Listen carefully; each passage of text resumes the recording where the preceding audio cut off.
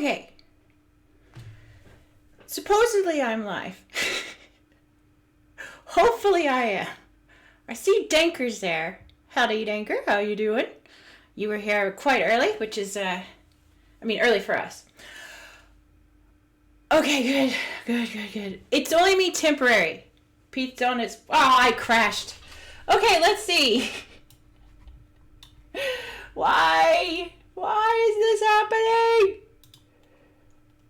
Let's try that again.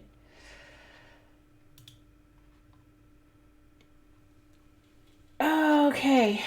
Great. Wonderful and great. This is off to a great start. So here's what I think I'm going to do.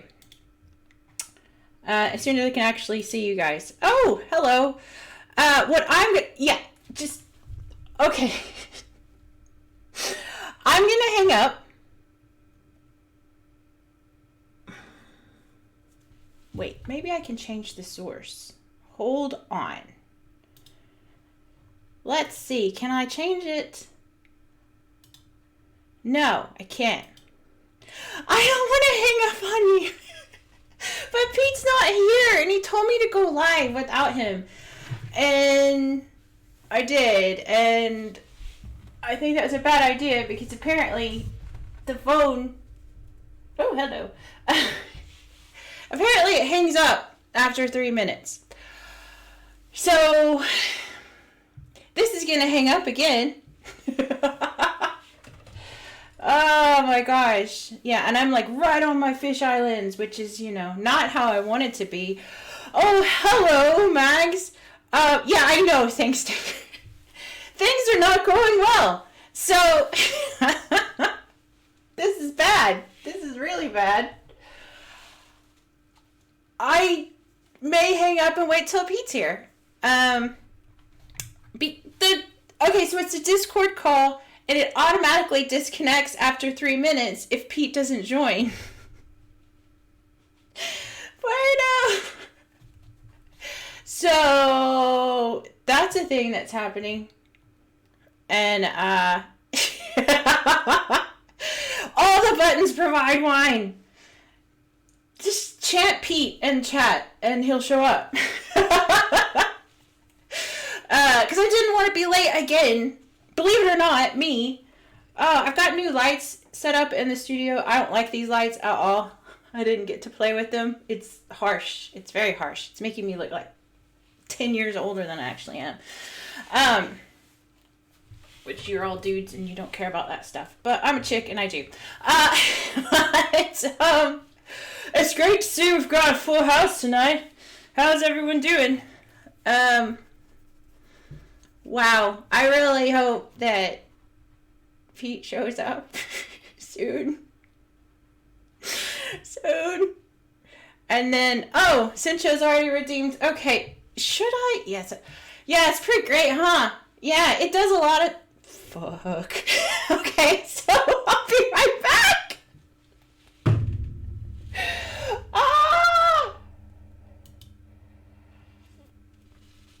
Oh my gosh.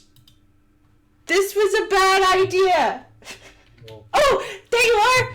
Okay, hold on, Pete. Hold on. what's wrong with your microphone? What? Your microphone is terrible. Why are you shouting? I'm shouting because I'm in a panic. Say hi. You're on live. Your microphone sounds fucking terrible. Are you sure you're using the right one? Yes. No. I'm not. No, I'm not. That doesn't sound like your normal microphone. That's probably why you're shouting. It says it's the right one. That's better. Okay, so It's not.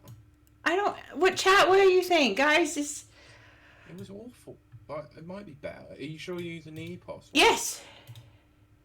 I think. Is your gain too high? No, I just turned it down. Well, that's better. That is actually better now, by the way. Okay. So I'm having a panic attack. No shit. Hang on, I'll be back in a second. No! Okay. Hang on. Fucking hell. Ah! There you go, I can hear you now. I had to bring up voice meter, for Christ's sake. Oh, okay. So is it me or you? Or combo of both? No, it's still you. Your voice, like, your mic is peaking. Sure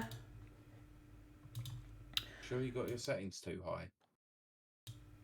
I haven't touched the settings, but that doesn't mean anything. Okay, they're saying they can't hear you. I've turned you way up. You talk, Pete. I'm talking now. Okay, can you all hear Pete now?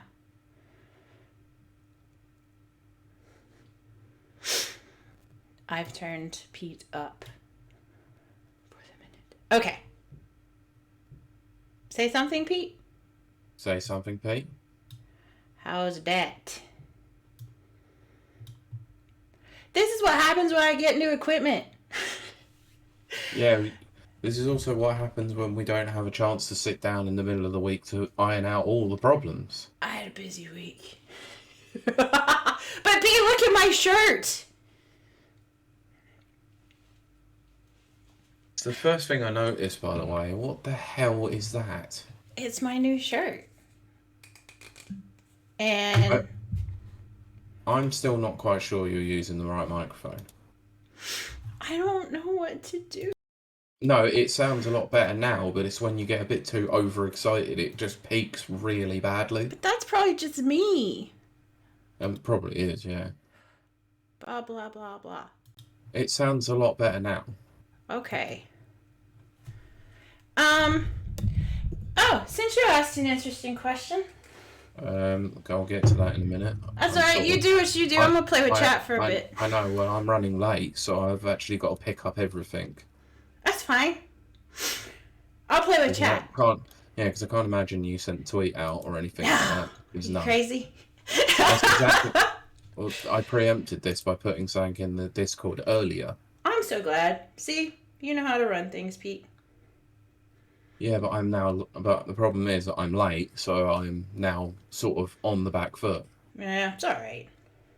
No, this is what happens when you have kids at your parents' house who are absolutely idiotic and can't listen to the instruction. Sorry, we've got to go now. All right, another 10 minutes then.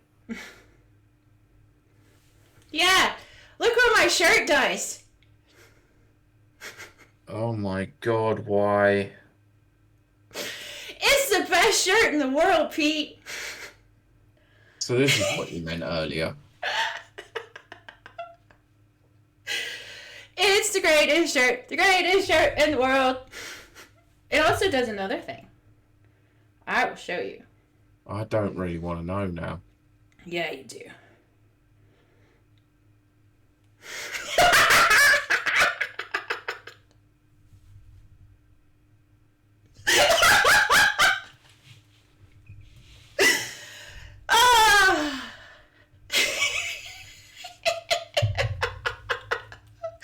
I'll be wearing this to Timeless. What do you think, Pete? Isn't it the best shirt? Yeah. Are you trying to read it? No. We once used to be a respectable stream. I don't know about that. And yes, it's controlled by an app. Oh, of course it is. I'm gonna drink. I will, out of respect, I'll switch it back to rapid reviews when we're doing the podcast. But I'm gonna drink right now. Because I got 2 glasses to redeem. God. It's the greatest shirt in the world. Look, do you want to know something what I said earlier on? Sure. Yeah, that ain't happening, is it, at this rate? We're totally gonna wrap this up. No, we are fucking not. We totally are. And since I might make this shirt a redeem. Might do that. I did. I added the cooldown. Yeah, I'm still concerned by your microphone. It sounds pretty shocking at times. Is it because I'm too close to it? I think you are. Alright. There is something. There's better? something wrong with the setting itself. It's not that you're too too close to it. It's just the sound of it just sounds really tinny at times. I wonder what it's picking up then. Is it maybe coming through this? Maybe I should switch it to that. No, don't, because that will sound even worse. That headset microphone is bloody awful. That's a bit better. It's almost like the only way I can describe it is like you're echoing at times, and it's echoing off the microphone.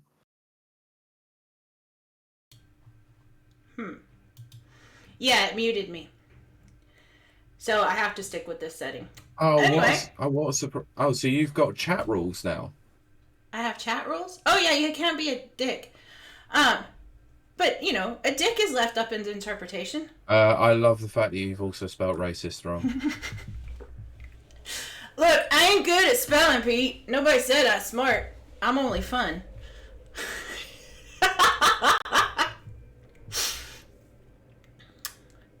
And yes, hi Mike Tindo. Hi Jack Tindo.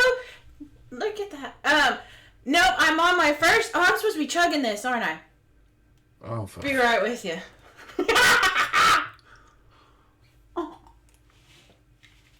No, Cincho, not at all. Not at all. Yeah, I'm glad that the chat is agreeing with us. Will this episode be an hour and a half long? No, friggin' won't. Yeah, well. Oh. I am not doing 3 hours again. I've had a long friggin' day at work. This ain't happening. I did not call you guys dicks. You guys are amazing and wonderful. And I adore, and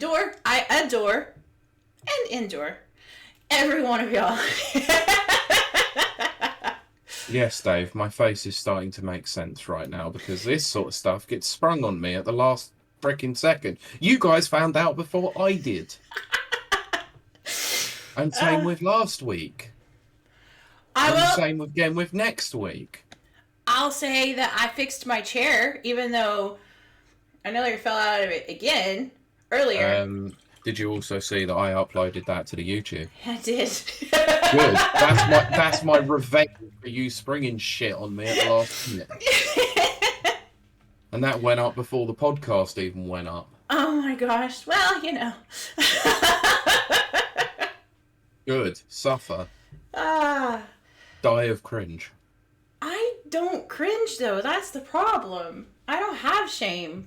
Look at Pete. Look at me. For the love of God. I don't know if I can right now. Shame? What is that? Does not compute. Let's see. Mike says it was then Charles just said, what is Kiley's mic? Maybe there's a physical button that changes something. What setting are you on? Show me on the mic, on the camera itself. You can't see it. That's probably blasting chat's ears right now, me turning this mic and everything. So I've got it set to change it to the one that kind of looks like a Pac-Man. Okay. And yes, Jack Tindo, I had a bruise on my bootay. On this cheek, whatever this is, right hand. All week. My own fault. Can't blame anyone. Pete, I don't know which one looks like a Pac-Man. You mean the kidney shape? You've got it upside down. So you've got the two circles in, and then a circle. My light went off. I think that's a bit better now, actually. Okay. If you've changed the setting. Yeah, it is. You were on the wrong setting. Okay. Yeah. I am not. Better. Okay. I'm not touching nothing. Mike Tenno, yes, I've had a very long day. I've been at work, then round my parents' house. Kids were being a pain in the arse, and I've literally just ran in to see this crap. I think for 2 seconds before we start the show, I'm going to put it back on Max's face for a bit. That's my favorite thing anyway. I mean, you probably shouldn't be encouraging the point of saying that you have Mags's face on your tits. Pete! I'm just saying.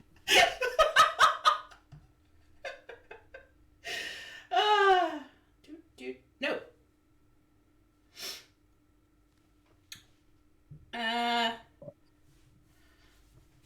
I didn't fix Nightbot apparently. Why did it delete? It deleted Max's shirt. A shirt? Oh Max's my. comment. Why?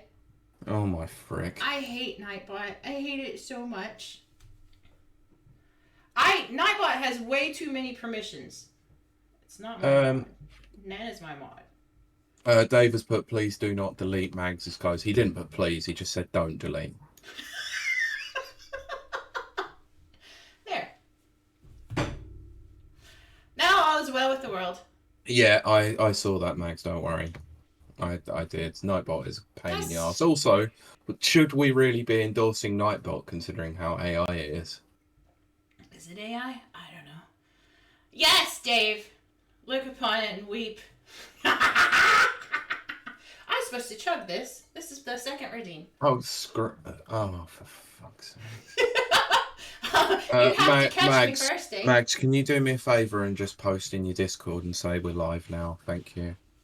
I've got to go on fucking Twitter. All the stuff. So Kylie gets to screw around, and I have to do all the work. So I did work today in my studio. I had to upload Max's face to my shirt. That was a lot of work. Yes, Dave. It's true.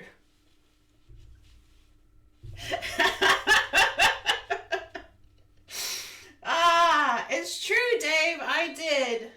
I took your bank card and I did things with it. Unholy, ungodly things. Oh, Mike, that's not fair. Mike says that as a favor to you, Pete, he'll be on his best behavior. no, he won't. I still have to figure out these studio lights. They are making me look like I'm 60. This is insane. I've got them in the wrong angle. They're downlighters, which is bad. But I ran out of time. Again, that's boring stuff to dudes. Dave says spending my money is ungodly. Jack Tendo says that chat is Team Pete today. So there you go, Pete. You have the full support of chat behind you. Yeah, but what does it achieve? It's not going to change Kylie. No. I wouldn't want it changed, to be honest, but you know. Just not today. So now she said everything about, I sprung all the news upon her, but she knew. This week I haven't, and she sprung this on me. I love springing things. You pre-warned me of something that was did. No, you pre-warned me about something that was going to cringe out Max. Not cringe me out. Maybe I was a little from column A and a little from column B, I guess. I was a little playful with the truth. Stop deleting things! No, funnily enough, we in the industry like to call that being very liberal with the truth. Yes, I am very liberal, it's true. You're also a massive pain in the arse. Yes. Good, at least you acknowledge. Okay, I've got to figure out Nightbot. Thank you, Mags, appreciate it. Wait, what did Mags say? He posted in the Discord for me because I asked to. Thank you. Because I've got 1,001 jobs to catch up on. My job's to sit here and redeem chat's chugs. I know you are. Chugs and hugs. Don't forget exclamation hugs in chat. I think I need a hell of a lot more than hugs right now. I think it's hug, Dave. No, these are the sort of days that drive a man to alcohol. Yeah, well, this woman's had alcohol for a long time. It's hug. I should have done one for hugs. Dave says, I'm drinking right now, Pete, not gonna lie. Enjoy. Nana's giving you a hug, Pete. I've seen. I've got chat open, by the way. I can see. It's just I had it closed for a little bit. Also, for fuck's sakes, I need a haircut really bad. Well, look, did you see I put pink in my hair again? It doesn't really show on the light, unfortunately, but yeah, I can see little hints of it. These aren't good lights. Sorry, I'm just running the test recording in the background. Okay. So, yeah, I'm just making sure that the levels are right before we can start recording, because I do want an hour and a half show, no more, but not going to happen. I'm halfway through, chat. You did this to me. Oh, so what do you think of my shirt, chat? 10:30 it will be again. No, Half it past won't. frickin' 10. Half past frickin' 10. I'm already telling you now. It's already going to happen. I already know it. No, it's not gonna happen, Pete. It will. No. I'm gonna put it back on next fangirl. Yeah, your mic is definitely sounding a lot better now. I think it's just because Okay. you had it on the wrong setting. Like I said, so that one is more if you've, like that setting you had it on, is more if you've got a crowd of people. Right. Well, I will take your word for that. This is why I'm the audio person out of the two of us. Yes, I'm definitely not an audio person. I'm pretty sure I'm deaf in one ear. Jack says, I vote next week. Pete and Kylie have a reverse day. Pete drinks and gets to enjoy himself while Kylie has to do all the work. Oh, that would be chaos. That would be... Let me just tell you now, nothing would get done. We wouldn't have a show. We Because wouldn't I have... would also drink. Yeah, because you wouldn't listen to the instruction. No. Right, I'll be back in a Instructions moment. unclear. I'll be back in a minute. Okay.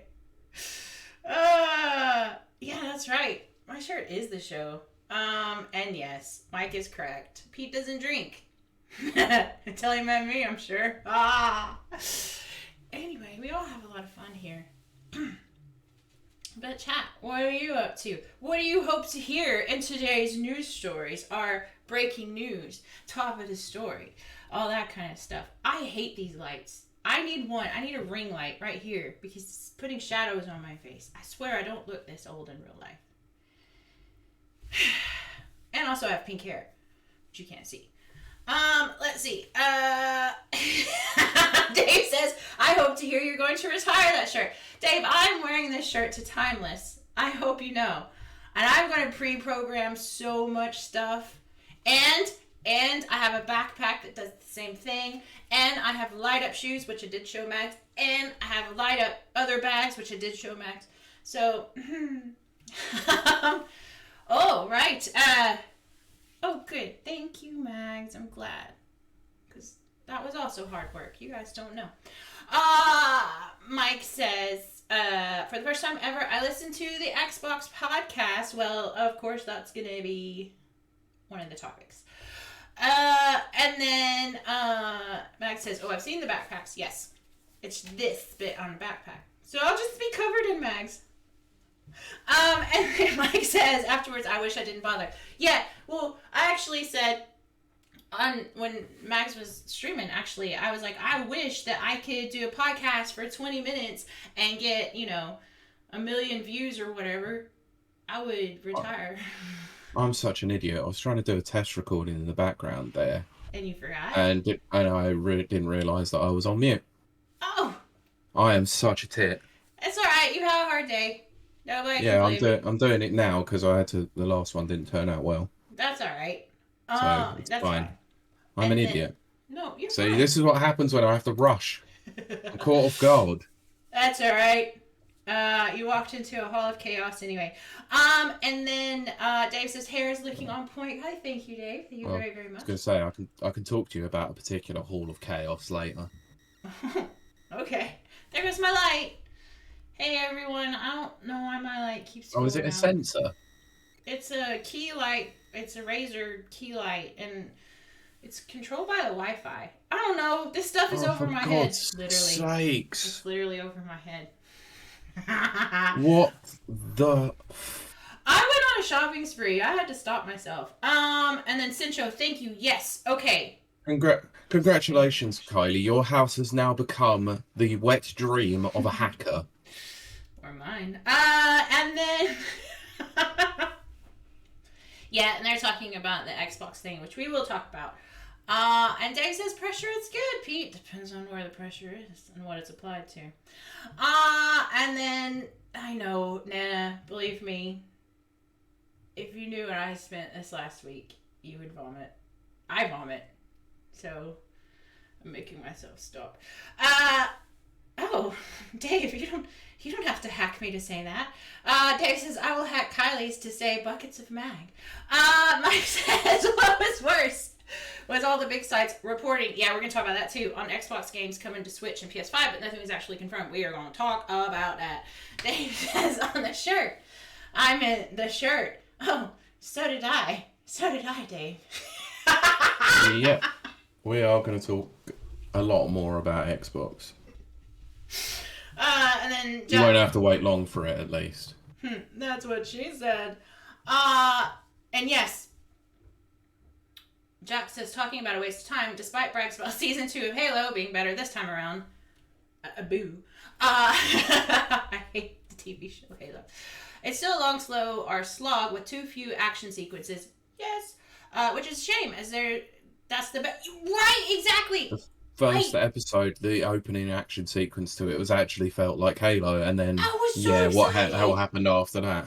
I was so excited, and then they just fumbled it, and then they had naked butt cheeks, Chief, with Cortana watching. I was gonna say, Master Cheeks. Master Cheeks, that's it. And you know, Cortana and Master Chief are in weird love because he's a robot and she's a robot, but they're still in love. And thank you, Sinjo. Sinjo just subscribed. Can we get an exclamation sub hype in chat? I made one. Can I do that? Yeah, you should be able to. Hello, Dancing. You missed so much chaos. Look at my sub hype. Look at my sub hype. I am so cool. I am so cool. I'm very excited. Nice. Look at my little icons, Pete. I put them in there. Dave says need more buckets. That's a love heart, a dino dance. I like the dancing. Goat. Because the greatest of all time, goats and goat sim. Yeah, I know. Danzig says I'm not even mildly shocked that there's been chaos. Oh, it's been cray. Yes! I don't know how to save emotes, Dave. We need one. I need that one. I don't know how to save them. Oh, hello, Jenny. Wait, okay, new people are in chat. I gotta show the other part of this shirt. I'm sorry, Pete. I swear. We are never gonna start. No, we are. And when we start, I'll put it on Rapper Reviews, and it'll be fine. Yes, I'm so happy to see everyone in chat. It makes me very happy. Now, I am too. Look at my shirt, everyone.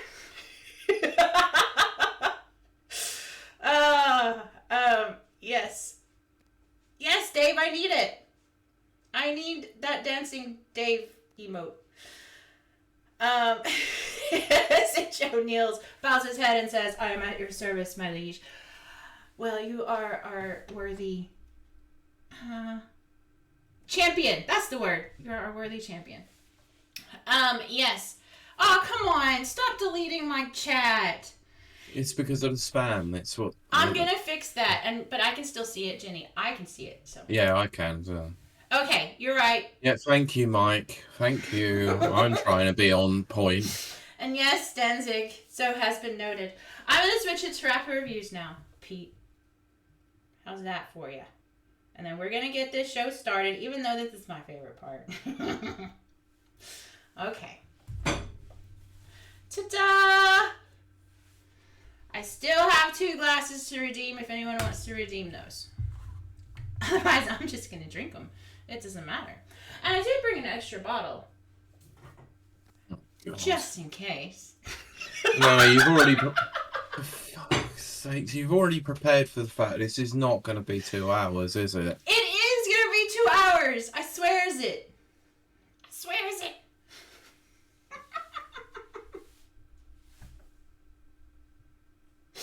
Thank you, Danzig. All right. Time to redeem another glass. Does anyone want to step in and do my job for me?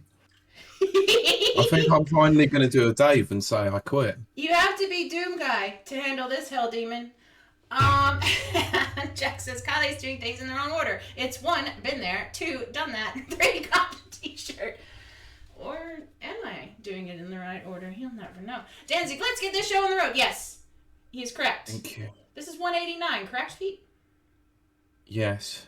Okay, I'm ready when you are. Okay. All right. 3, 2, 1. Welcome to Rapid Reviews Radio podcast episode 189. I'm your co-host, Kiley Wilde, and I'm joined by my ever-present and not ever grumpy and very happy and full of sunshine co-host, Pete Beckett. I'm happy. Yay. No, hello everyone. Yes, Pete loves being here. And we have a pretty good show for you today, although I would say you probably should go over to Twitch and check out the chaos at twitch.tv/rapper reviews, but that's just me. But Or don't, or just stay listening to the podcast in whatever way you want. It's up to you. It's up to you. We like choices. Yeah, we don't tell you what to do. You're not my dad. You can't tell me what to do.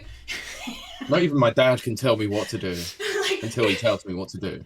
You're not my dad. You're bending me at 2 and can't tell me what to do. But, Pete, what we like to do every week is, well, usually we have a guest. We don't have a guest today. So it's just me and Pete. So I'm going to start the show, as I always do, and say, Pete, how has your week been and what have you been playing? And I hope you talk about the thing we talked about earlier.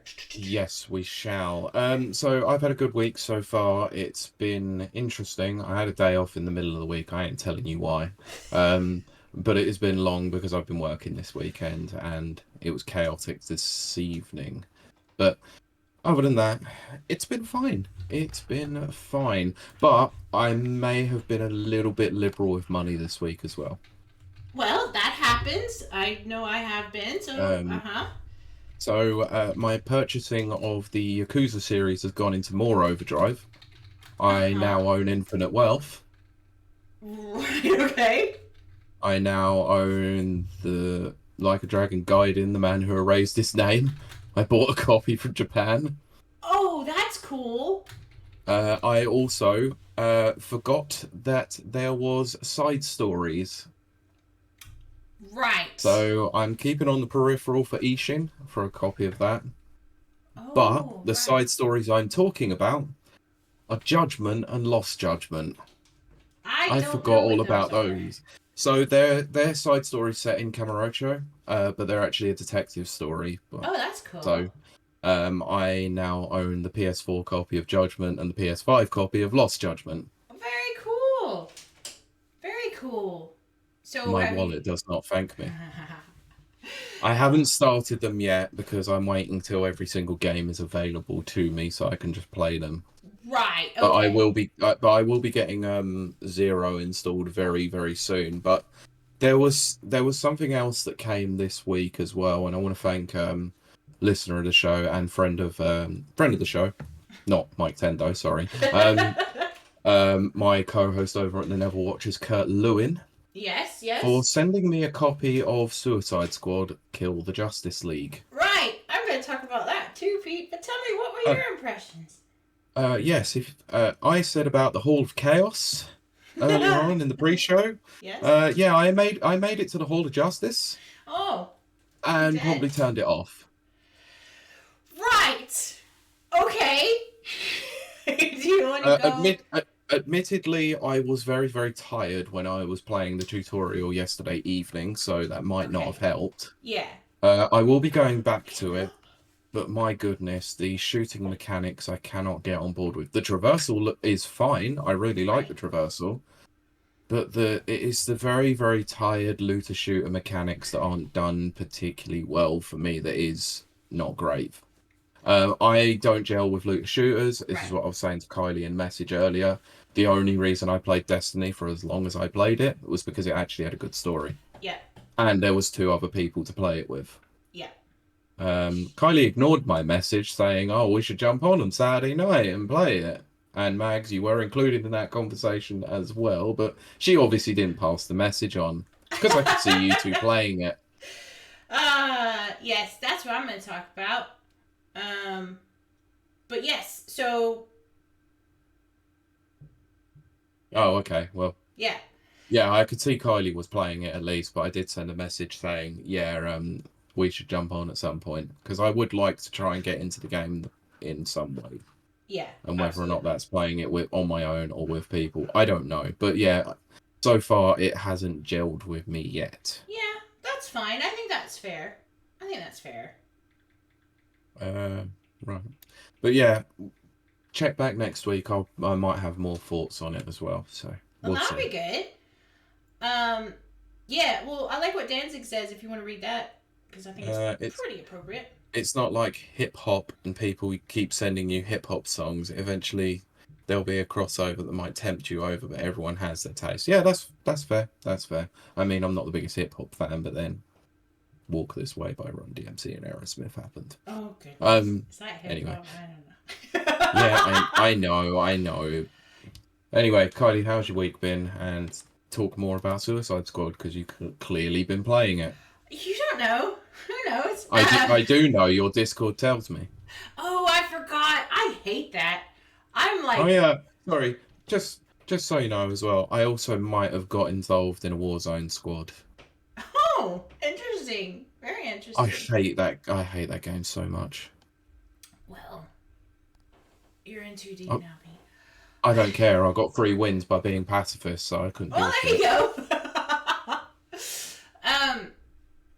No, as far as my week is, like I said before we started recording, I made some money off some side hustles that I did, and then went on a shopping spree and fitted and kitted out my studio because that's what I do. I'm still learning how to use some of this equipment, and I think I need to stop buying things now. I think you probably need to as well. And Sincho. Oh, I cannot agree with you. Yeah, we'll get to that in a bit. Yeah. I know, I've seen it. Okay. But that threw me off, Sincho. See what you said? You distracted me. No, so yeah, okay. Yeah, my big game that I played, yes, was Suicide Squad. And it started out being definitely one of my top 5 of the year. Now, bearing in mind, I love looter shooters. I'm FPS all the way. I like shooting things. I like killing things. And the whole traversal thing, it's so reminiscent of Saints Row 4, and it was just natural. You know, the movement and everything like that. My main is Deadshot because I just really like his moveset. Mm-hmm. And I really like his guns. Like, I think you can put any gun on any character, but they just work better for some characters. And his whole thing is just, even though, like, obviously Harley Quinn is, you know, who I would pick if someone's like, oh, pick your favorite. But playing wise, it's Deadshot. Let's be honest, in that game, out of the 4 characters, Deadshot has the best moveset itself. King Shark has the best mobility. Right. And Boomerang's traversal is really, really awkward as hell, even it's from very the awkward. from the tutorial. It is awkward. And Harley Quinn sucks. She just sucks in this game. I don't know that she sucks. Because we haven't seen it yet. But no, she uses essentially, her and Captain Boomerang, they use essentially what's just a grappling style. Yeah, it is. So one's a Speed Force based and one's like the grapple hook and drone. And I think it's fine. I couldn't get the coordination down for either one of them. But I think the Speed Force one I couldn't at all. No, I failed weird. so many times. Yeah, and Max says, that's why I went for King Shark. He's very good. You should see his points. They're like 5, 6 digits, and my points are like 4. Okay. But all of that to say that so it started out as being definitely one of my top 5 of the year, even though it's still early in the year, and that can change any second. You know, there's so many more games coming out, and I want to play Prince of Persia because I think that's going to be one of my definite ones. And then we did some online stuff last week, and there was a few problems. The bots were dorks. They didn't want to shoot and kill anything, and they definitely didn't want to revive you. It was pointless for them to be there. Mm-hmm. And then there was a 10 gig update this week. And then so we played again on Friday, like we were saying. And some things did improve. There was improvement in some things. But it wasn't enough. And actually, we played in an entire cutscene, not a short cutscene, a very long, important cutscene was missing the main character. Mm-hmm. It was bad because the background's out of focus because the foreground would be who you're focusing on, but there was no one there. So we're just looking at this out of focus background and hearing these voices. It made zero sense. Zero sense. And yes, as Max has said, with the update, the bots actually did start killing and helping out, but they still didn't revive.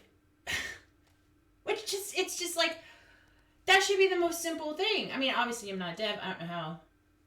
Yeah, I don't want to make assumptions here. But it does seem like it was an important thing. Now, we're going to carry on playing it, and we're going to see it through to the end, and we're going to see what happens. But it was up here for me, for game, like top 5 games. It's just, like falling down. Oh, okay, fair enough. Yeah. And yes, Max says invisible poison ivy. I would say spoilers, but actually, everyone's probably already knows half of what goes on in that game anyway. Yeah, well, probably at this point.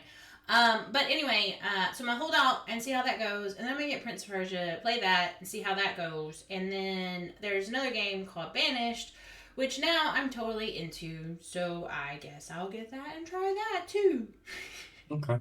Well, I'm just waiting it out because the only problem is that whilst doing all of this stuff for wanting to play all through the Yakuza series, it means that I might have to miss out on playing Infinite Wealth this year. Oh, because you think it's going to take that long? Those games are huge. That's what she said. They're about 20-something hours each, and I don't have a lot of time. Oh, okay. Because to me, 20 hours. No, we actually should do a show on this. There's a great debate among, obviously, the gaming community, like what constitutes too much, not enough, blah, blah. 20 hours to me is not a very long game. But I also have a lot of time to devote to game playing. Yeah, see now, whereas, like, I work a 9 to 5, I have to do stuff at home. Like, I don't tend to get a lot of time to play games, and when I do, it's generally playing games with other people. Right. I have a life of zero responsibility. Fair enough. Yeah. But Jack Tindo says TikTok has spoiled all of Suicide Squad kills the Justice League. I'm not surprised. I don't go on TikTok. It's too loud. I don't like loud noises. Max says it's I also don't want the Chinese government knowing my information as well. Well, there's that too. It's so good. Infinite Wealth is like 60 to 90 hours, especially if you spend a lot of time on their version of Animal Crossing, which I would do that. That would just be me. I would have thought the Pokemon stuff would have been, or the Sujimon stuff would have been enough as well. Oh, probably, but I would stick on that. There was some of that in Yakuza Like a Dragon, and you could get addicted to it. Well, Mike did put Like a Dragon Crossing, so. Yep. But. Yep. Let's see. Danzig says 20 hours, probably still a good 6 weeks for me. But Danzig's very busy. To crack through with the kids, etc. And that's if I don't decide to rewatch Hollow Red Dwarf again in between. Brilliant. Hollow Red Dwarf. I mean, I'll be honest. I've got some time this week because of working this weekend. I might try and see if I can get started with Zero. I think that would be good. And Danzig. It means I actually have to turn my PS5 on. But the problem is, as well, there is a game coming in a week or so, maybe a week, a little bit longer. Okay. That might dedicate a bit more time, which is unfortunate. Okay. It's called Final Fantasy VII Rebirth. Oh, that's right. This is Pete's game. Like, it has been.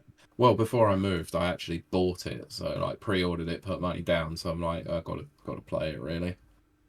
Yeah. Check back in a few weeks' time. I'll have some initial thoughts on my podcast. I definitely think you should share your thoughts on that because that's been. I will be.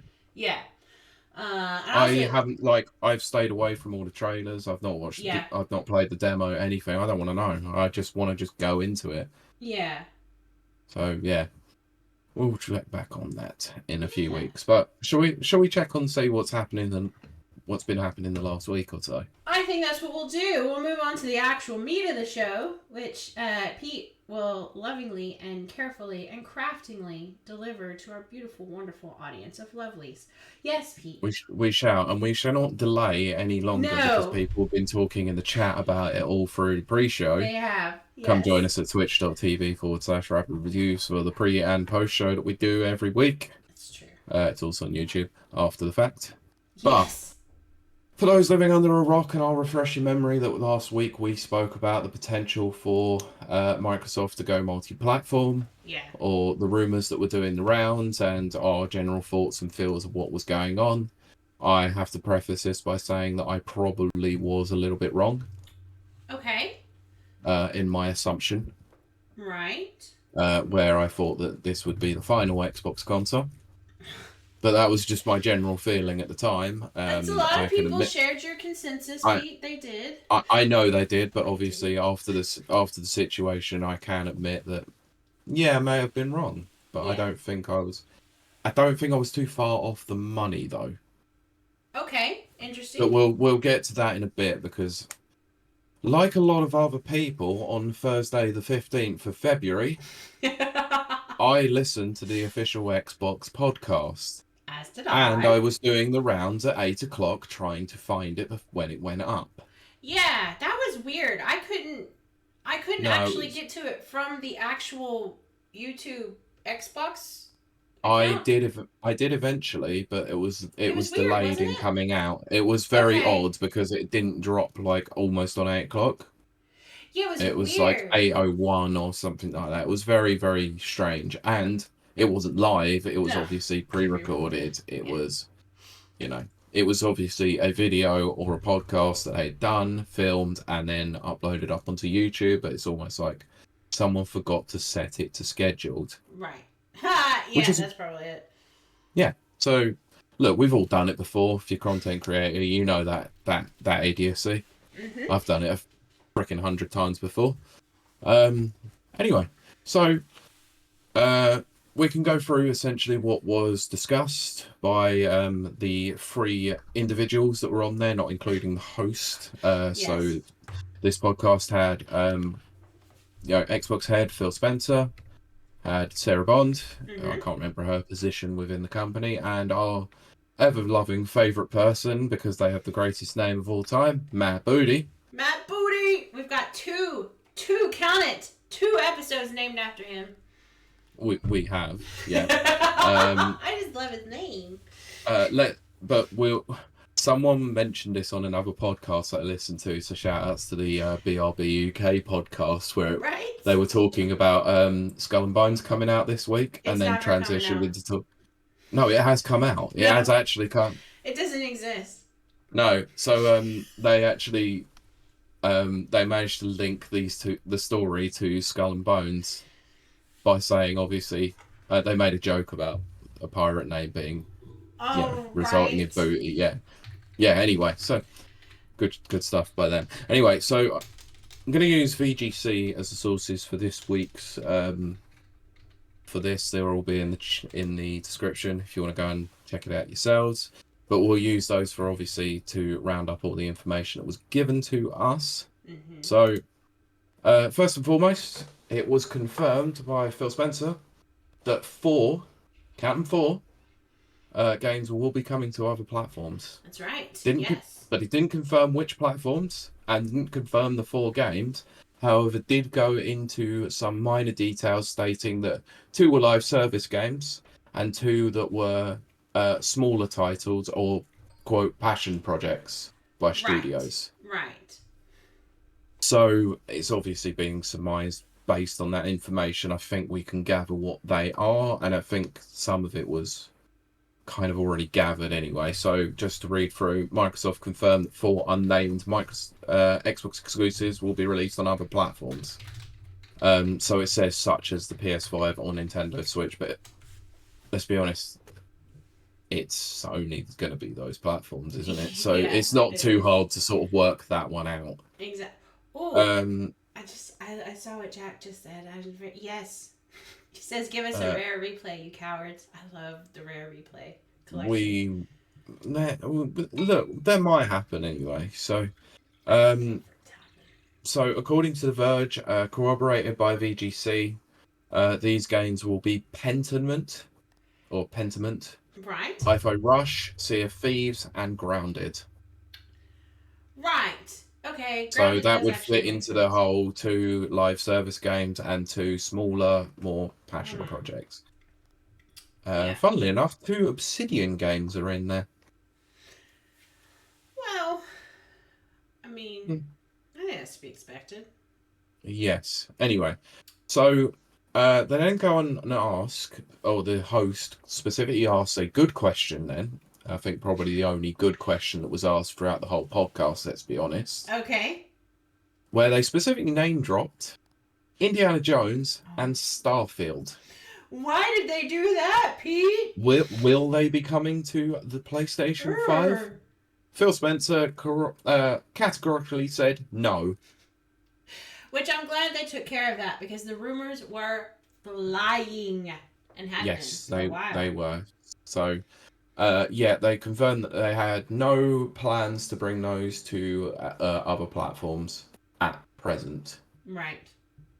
But we all know what corporate speak means by that. At present can mean they haven't discussed it yet, I mean, that or is entirely possible. it's been discussed and they have no plans to reveal it yet. Right. Legal speak, let's call it. Yeah. Gotta protect themselves. Well, yeah, of course. Yeah. So, next up, basically, there was a load of other information. You know, there was a lot of discussion surrounding the future of the platform itself, where Sarah Bond revealed that Microsoft or Xbox Game Pass currently has 34 million paid up users. Holy crap. Holy crap. Which Holy crap. I don't think that's a lot, actually. I If don't think that's 34 that much. million of people subscribed paying $1, they would have $34 million. They would, yes. But you have to remember how many of those people have also got the $1 deal I don't several think... years ago and paid up until 2026.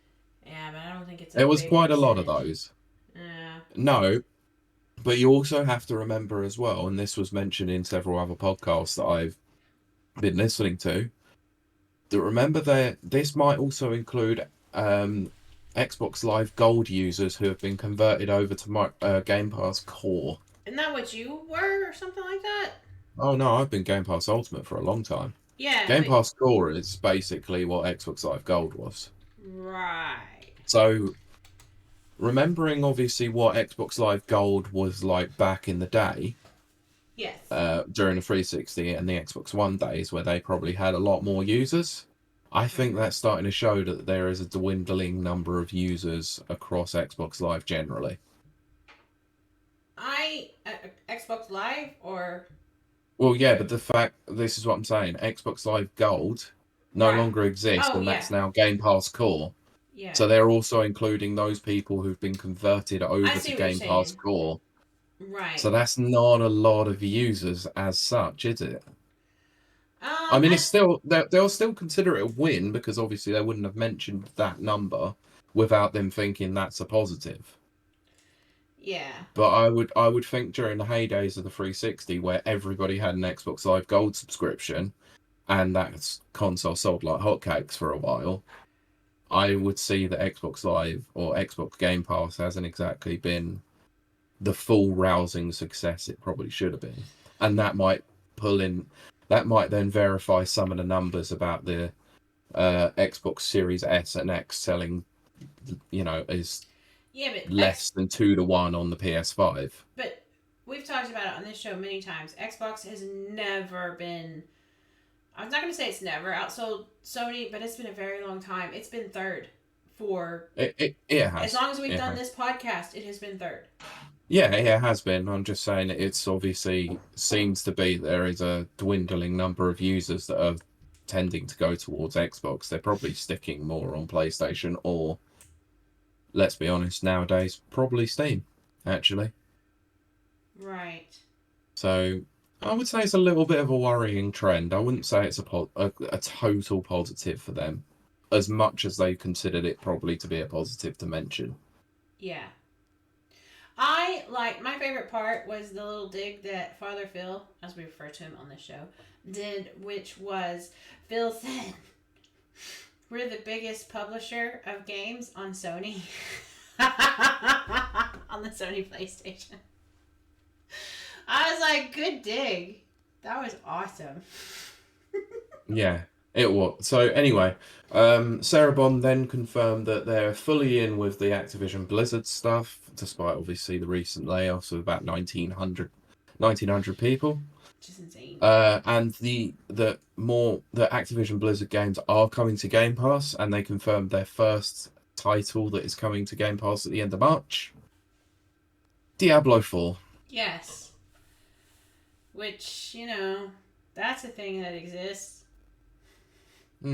Yes. It seemed to go down well at launch, and then obviously a few updates might have killed the game apparently, so not great. Interesting.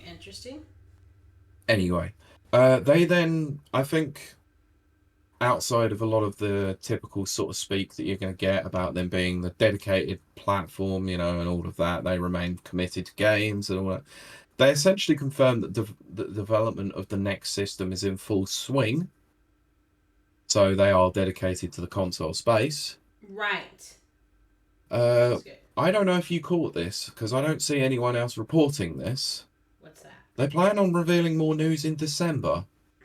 I didn't pick that up, to be honest. No, I think a lot of people haven't picked up on that, but I clearly heard that when I was listening to it myself, and I probably will corroborate that if again, but I'm pretty sure that I heard that they were going to say that the more information will be dropping on that in December. Right. We might talk. I'm going to leave that one aside for Okay. now, because we might talk about that one a bit later in one of our other news stories. I think we should, and I should go back and check that. I'm gonna want to check back on it myself, because it could have been that I was listening to it whilst doing other things and might have miscalculated something else that was going on at the time. Anyway, so I like what Nana says. So please talk about the Embracer thing, because the Embracers. No, unfortunately. I'm going to be honest, no job layoffs were covered this week, because I can't keep depressing myself with that. I know. It's a new era, which is sad. It's hard enough to find news that is actually half decent at the moment, so this one needed to be covered because we did a whole episode last week on it, so yeah. But yeah, so to round that up, they've confirmed several things, obviously, that they're dedicated to consoles. There's no plans to have major first-party titles apart from the 4 that they've got going on there at the moment. But that's not to say that might not change in the future. They are the biggest publisher, one of the biggest publishers in the world, and that they remain committed to the console space. But they also want an Xbox on every screen, is what they said. Yep, they did. This is why I preface this by saying I might have been wrong, because they didn't actually discount that they didn't want Game Pass, or they didn't want Xbox on everything. They stated that Game Pass is basically only going to be on an Xbox console or PC, but they kind of got no choice eventually, because soon enough Samsung TV's already got them, haven't they? They do. What's to say that they don't have a deal with LG? They don't have a deal with other TV makers and stuff like that. I was thinking of buying that one. See that TV there? I was going to replace it. Oh, for goodness sake. I know, I gotta stop buying things, Pete. All for the sake of having Game Pass on a TV that's going to be streamed anyway. So you can't download anything into it. No. It's so dumb. Talk about latency. I know. Anyway. Speaking of which,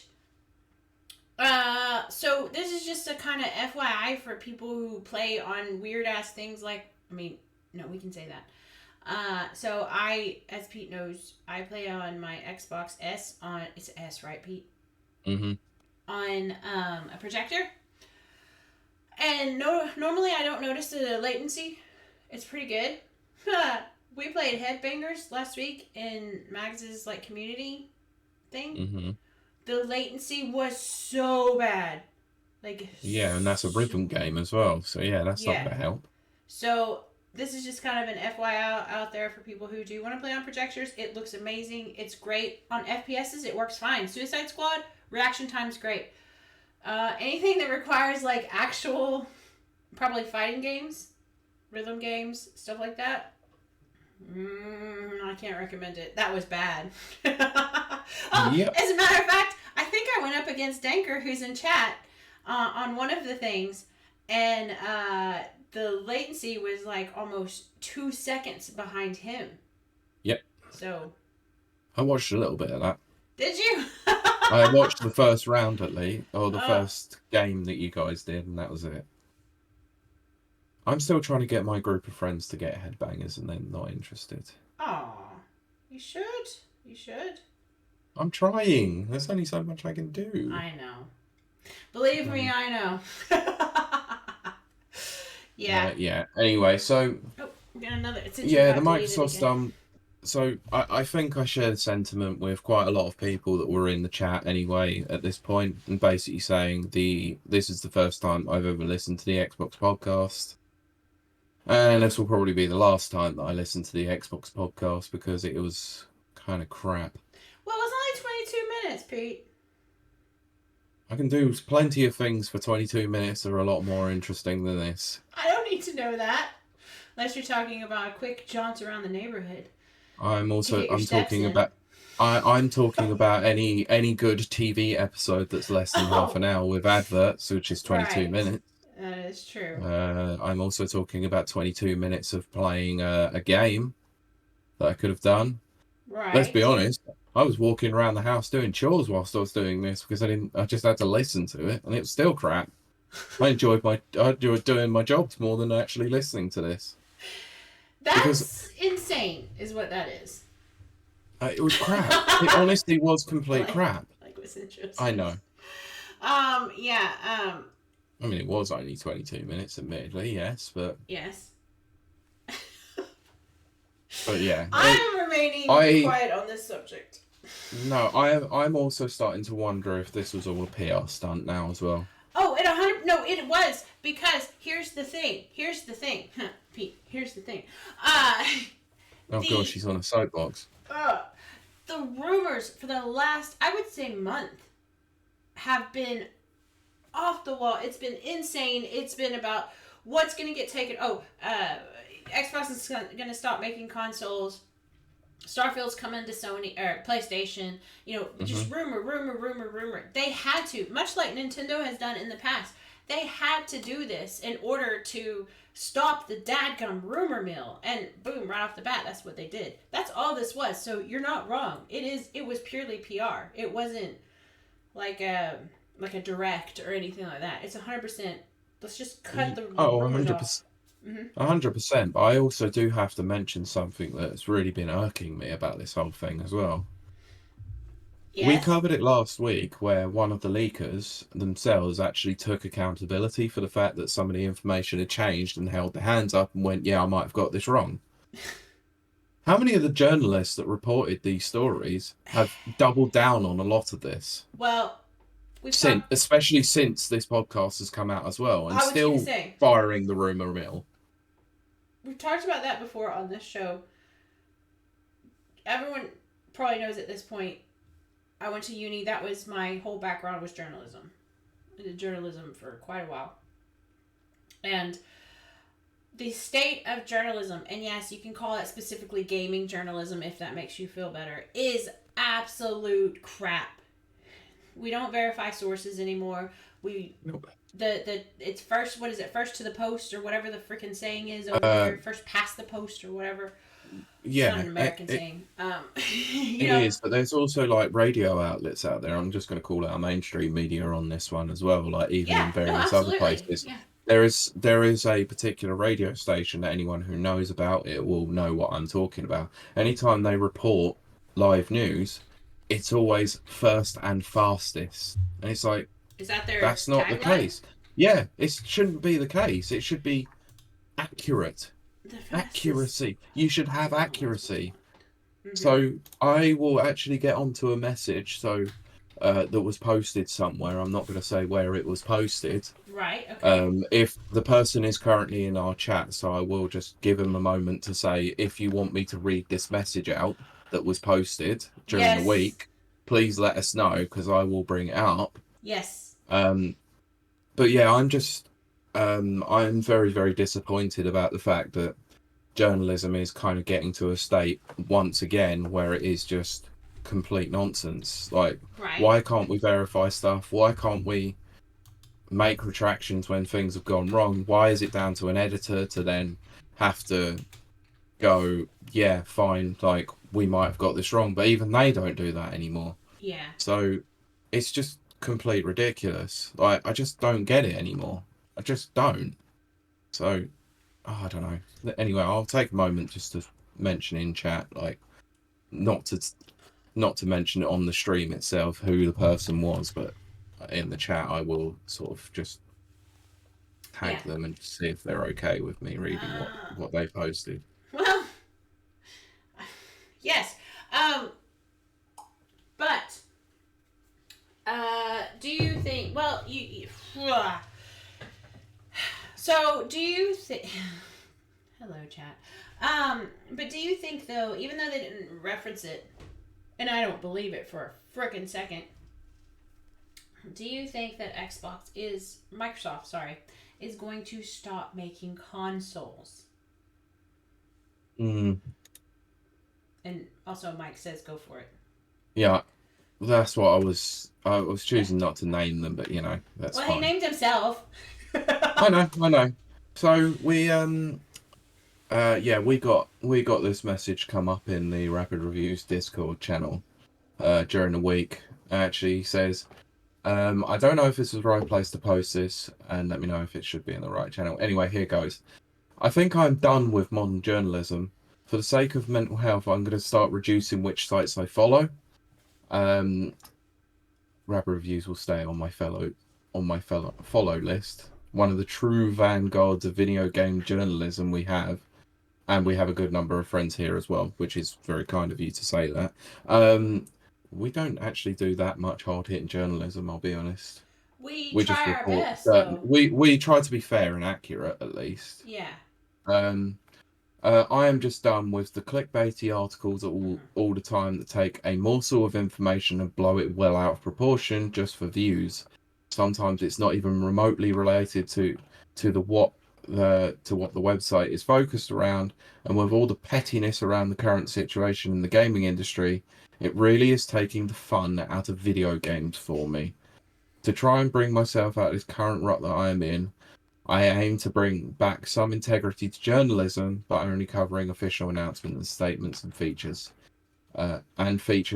that we feel people may be interested in, like interviews with the developers of their favorite games. And that's Mike Tendo64. So please go and check them out. Friend of the show, of course. Yes, absolutely. So, yeah. So I know there were a couple of other people who posted in there. I'm not going to specifically mention the other couple that were in there because I know one of them is in the industry. So right. Their statement itself was pretty prominent, and I felt it was pretty fair and accurate. So I agree. It is essentially why we've cut down our list on what outlets we use. Yes. Because a lot of them are clickbait. Mm-hmm. It's why we don't use Kotaku. It's why we don't use Polygon. It's why we don't use The Gamer. It's why we don't use VG247. Sometimes we use The Gamer. Out of all of them. Not really. Not as much now, but... No. We don't really use IGN unless they have an exclusive. Right. So it's a lot of those outlets that we don't tend to use. I mean, VGC has their moments. They do. But for the most part, they tend to just report the news as is. Well, the thing is, and I'm going to promise I'm not going to get on my journalism soapbox, because I've been on it several times on this show. News, quote, and that's in any capacity, not just gaming news, is editorials now. We don't report... Now, this show We report the news first, we give you the facts, and then we give our opinions. But we give you a chance to make your own opinion first. Unfortunately, most mainstream news outlets across the board, any country, doesn't matter, it's editorializing. That's not news. That's giving you an opinion. We don't need to know people's opinions. Or if we do, we'll go and look for them. Just give us the facts and let us decide for ourselves. Yeah, I'd rather than just report the facts and then I can make my own opinion based on the facts provided. You know, we are all pretty free-thinking individuals. We can, you know, a lot of us will make our own assumptions based on what's presented. They might not always be right. They might be wrong quite a lot of the time. But it's based on the information that's presented to us and we'll have an opinion about it. Right. But I do also feel like the spirit of debate has sort of gone nowadays, and it's kind of a hive mind nowadays. You don't think or feel a certain way, that's it, you're gone. And it shouldn't be the case. Differing opinions are what made this industry. Yeah. Differing opinions is what makes society. People have different walks of life. They come at things differently. Look, even if we drilled down and went to the most basics of that, Pete loves fighting games. I love looter shooters. We're not ever going to agree on what's a good game. I don't even agree what's a good fighting game half the time with myself. Well, there you go. But Jack Tendo has a great comment, Pete, if you want to read that. Yes, so Jack Tendo, for those who don't know, is obviously Mike's brother, who's the cohort of Mike Tendo 64. Says, while Mike Tendo started back in 2015, I've been producing articles for magazines and newspapers since 2008. I had full-page spread in international magazines and have tackled a number of areas. Having been burned out from how the real-world journalism works, it's why I throw in with gaming news. At the time, it was better, but now it's become as clickbait as COVID reporting. So many newspapers out there hire copywriters to look up other news shared by others and write their own 100 to 200 word story covering the same thing everyone else did. Yeah. It's true. I absolutely agree with that. Absolutely. So, yeah. I also like what Mike says after that. Yeah, says, I feel like you have to keep your toe in the waters and follow at least one news site to keep up to date with the latest news. Yeah, I agree, which is why I tend to use VGT. And then if I need to go off from there, I'll go and have a look at the other places to see how it's being reported, and that's all. So, but yeah, it's the state of journalism is just it's just ridiculous, and screw you. Kiley just put something in the chat and it's just trying to wind me up. So. I'm so sorry, our listeners, our beautiful, wonderful listeners. But you should come check us out at Rapid Reviews. Nope. Twitch.tv/Rapid Reviews. And you can see all the chaos for yourself. So yeah, that probably took a little bit longer than I was expecting them to. Yeah, but at least you got it off your chest. Well, I'm not doing the old crappy I was wrong, apology thing, because you can go back and check our clips on there. I've already done that. It's long, boring, it's tired. It's just as tired as gaming journalism tropes. Yep. But I do like what Jack says, which is in gaming media is starting to follow suit, and it's a travesty. Exactly. Boom. It feels like everyone cares about getting clout, yes, and having clout, and stops caring about the actual games and the people that made them. Yes, which, when Pete and I started this podcast, I hate to be like, oh, look, we're so different, we're so special, but we actually are. Our focus... Yeah, we frickin' are. Our focus has always been about the devs, especially indie devs.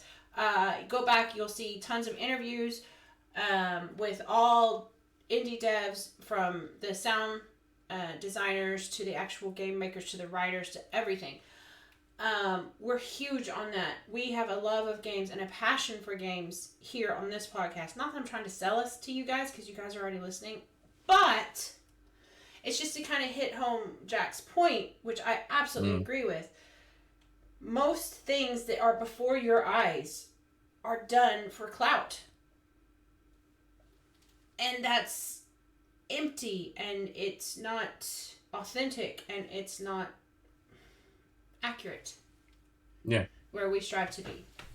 Well, everything that I have said on this podcast, like if I've been wrong, I've held my hands up and said I'm sorry, I got it wrong.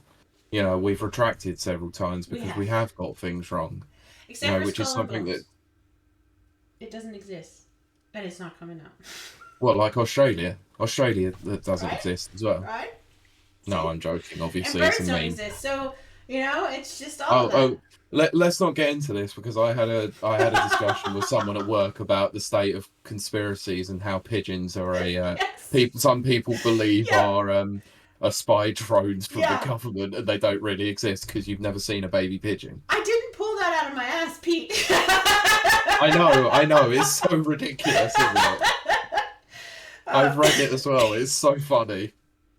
Yes, exactly. Yeah. So when we've got things wrong, we've held our hands up. We've said we're sorry. We got it wrong. Here's the information we had at hand. That's now changed. That's fine. It's absolutely fine. And yes, and when we do get things right, we go, yeah, we were right. Oh hell yeah! Because we take our wins. Yeah, hell yeah, we do. But that's because we're passionate about the industry. We care about what goes on in the hobby that we love and have loved for many years. Yep. I don't want to see it die out because of some absolute bloody idiots who don't really care about it. Only care about clicks and likes. I will not get on that soapbox because Nana says, "Can we move on, please? I don't want to discuss that sort of thing," which I totally understand. Pete, what is next on your list? I'm just going to read the headline and talk about this. So, it was a truly awful idea to spend 125 million on Immortals of Avium, former developer says.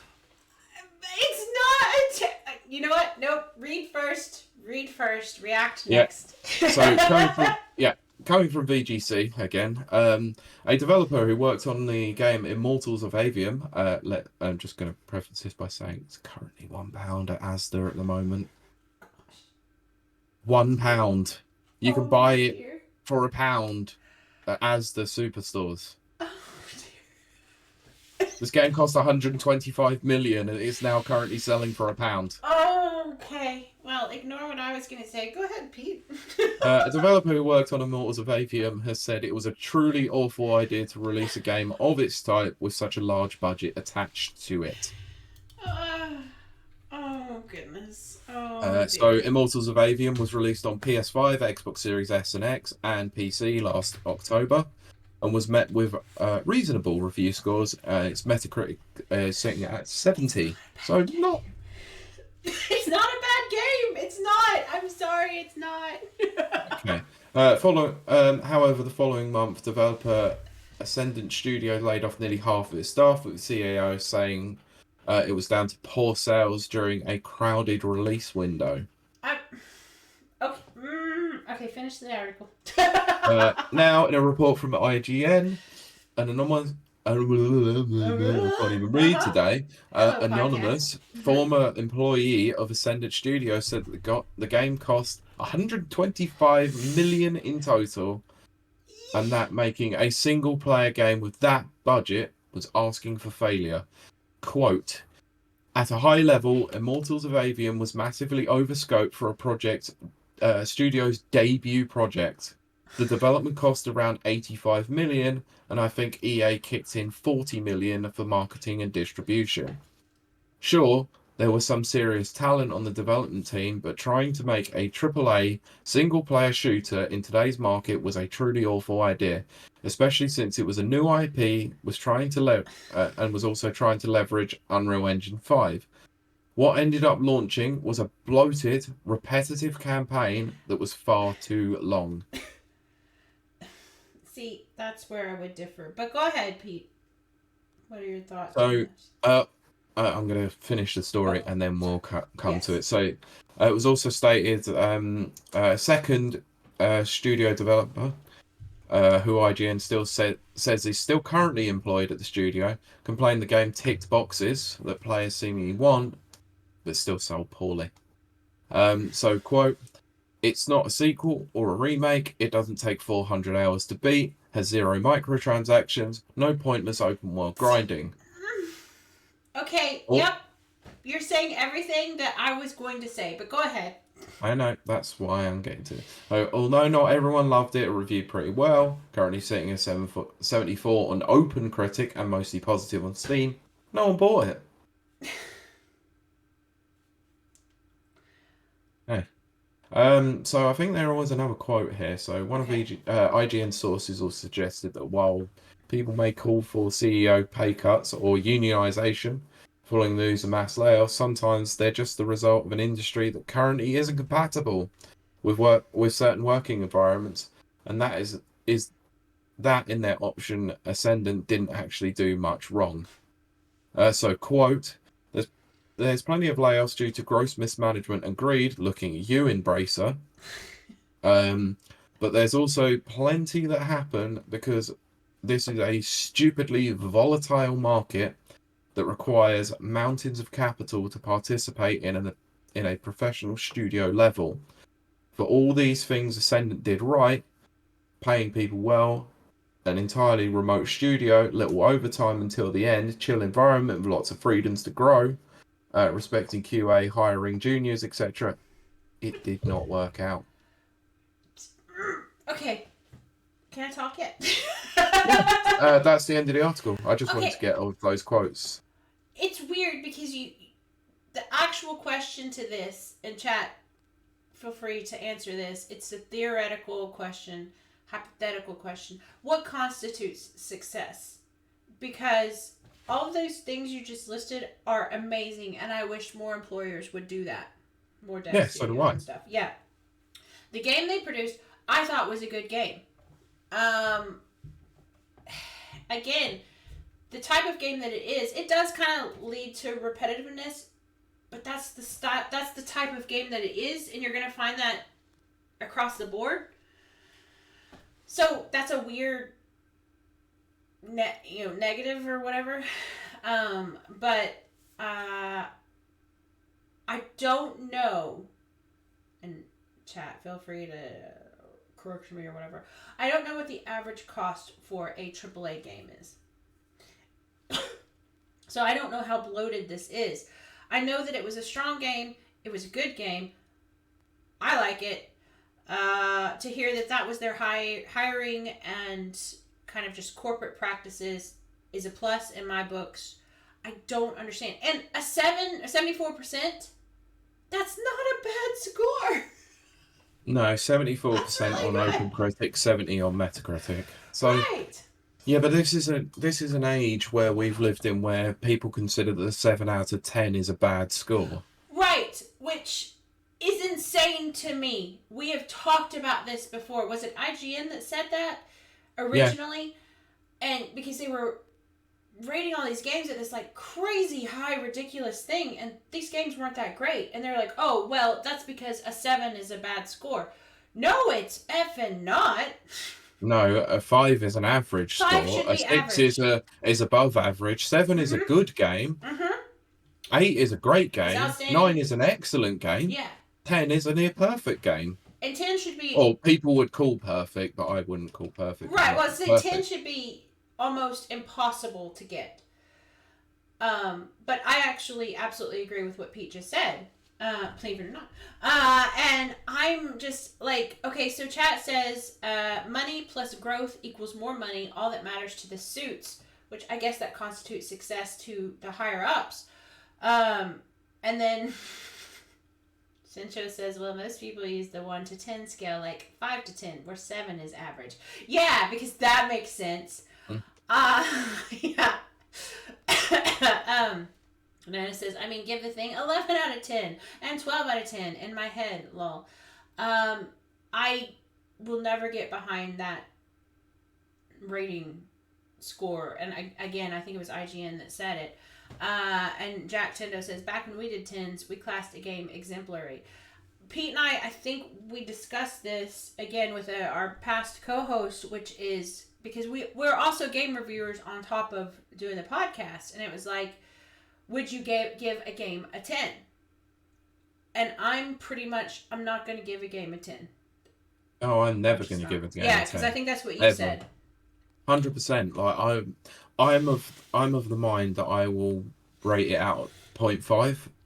But if a game is truly exemplary, the highest it will ever go, and this is the weird scale that some people have called out on IGN as well, is I'll go as high as a 0.75. Right. Game will never be a 10 for me because there's always going to be one little blemish. Nothing's ever perfect in this world. There's very few things that are perfect. I can't even remember now. At this point, I'm pretty sure I cited an example of a perfect game when we talked about this on the show before, and right now I can't remember it. I've never given a game a 10 in our whole reviewing history. Never.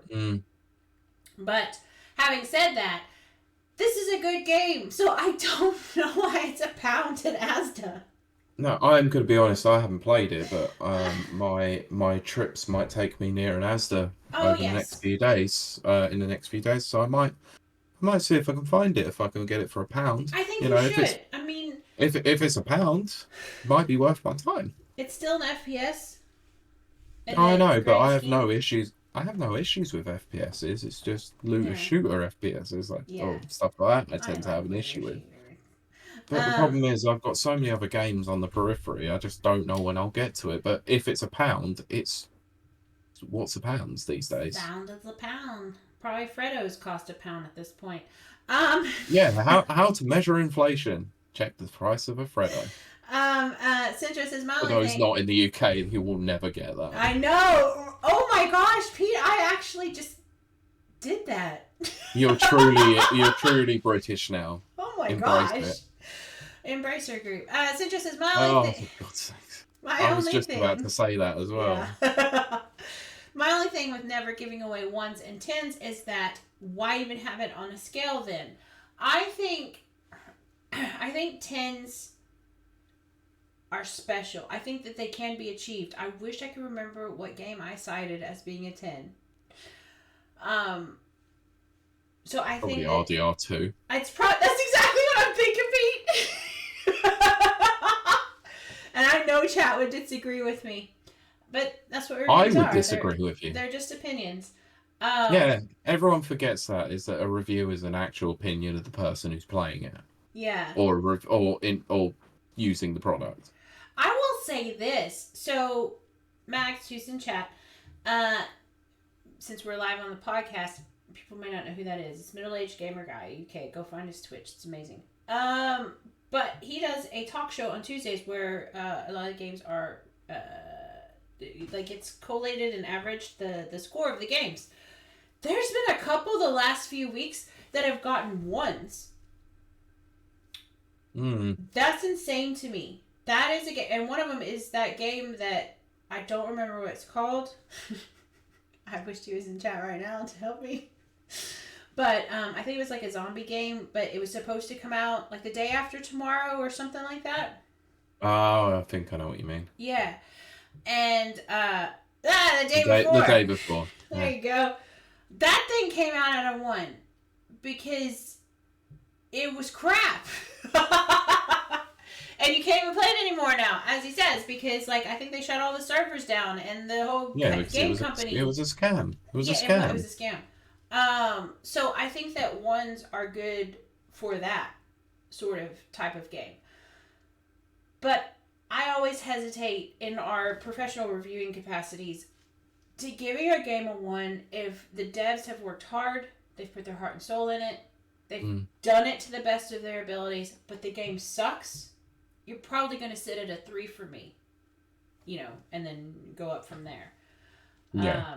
I cannot imagine giving a 1 to a game that was developed with heart and soul and inspiration and, that kind of thing. But a game that's clearly a scam, like that one, the day before, yeah, you're going to get a 0 from me, for sure. Oh, yes, Mike says we are rolling into 9. So, Pete, if you want to move on to the next thing. I am.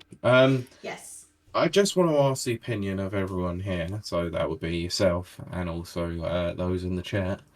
How do you feel about these warnings that you're getting about old content? Oh, I do want to talk about this, Pete. Yeah, it still doesn't answer the question. How do you feel about it? Are you going to read first, or do I tell you now? No, I want you to answer the question first. I think it's worth, if it's based on realistic stereotypes, and I know what game you're going to talk about, and that would not be realistic to me. If it's based on realistic stereotypes, let's say Tom and Jerry from the 1950s, a warning's fine. It's fine to just throw it out there and say, look, it was a different time. People thought one way. We don't think that way now. If it's based on fictional things, I kind of get a little bit like, okay.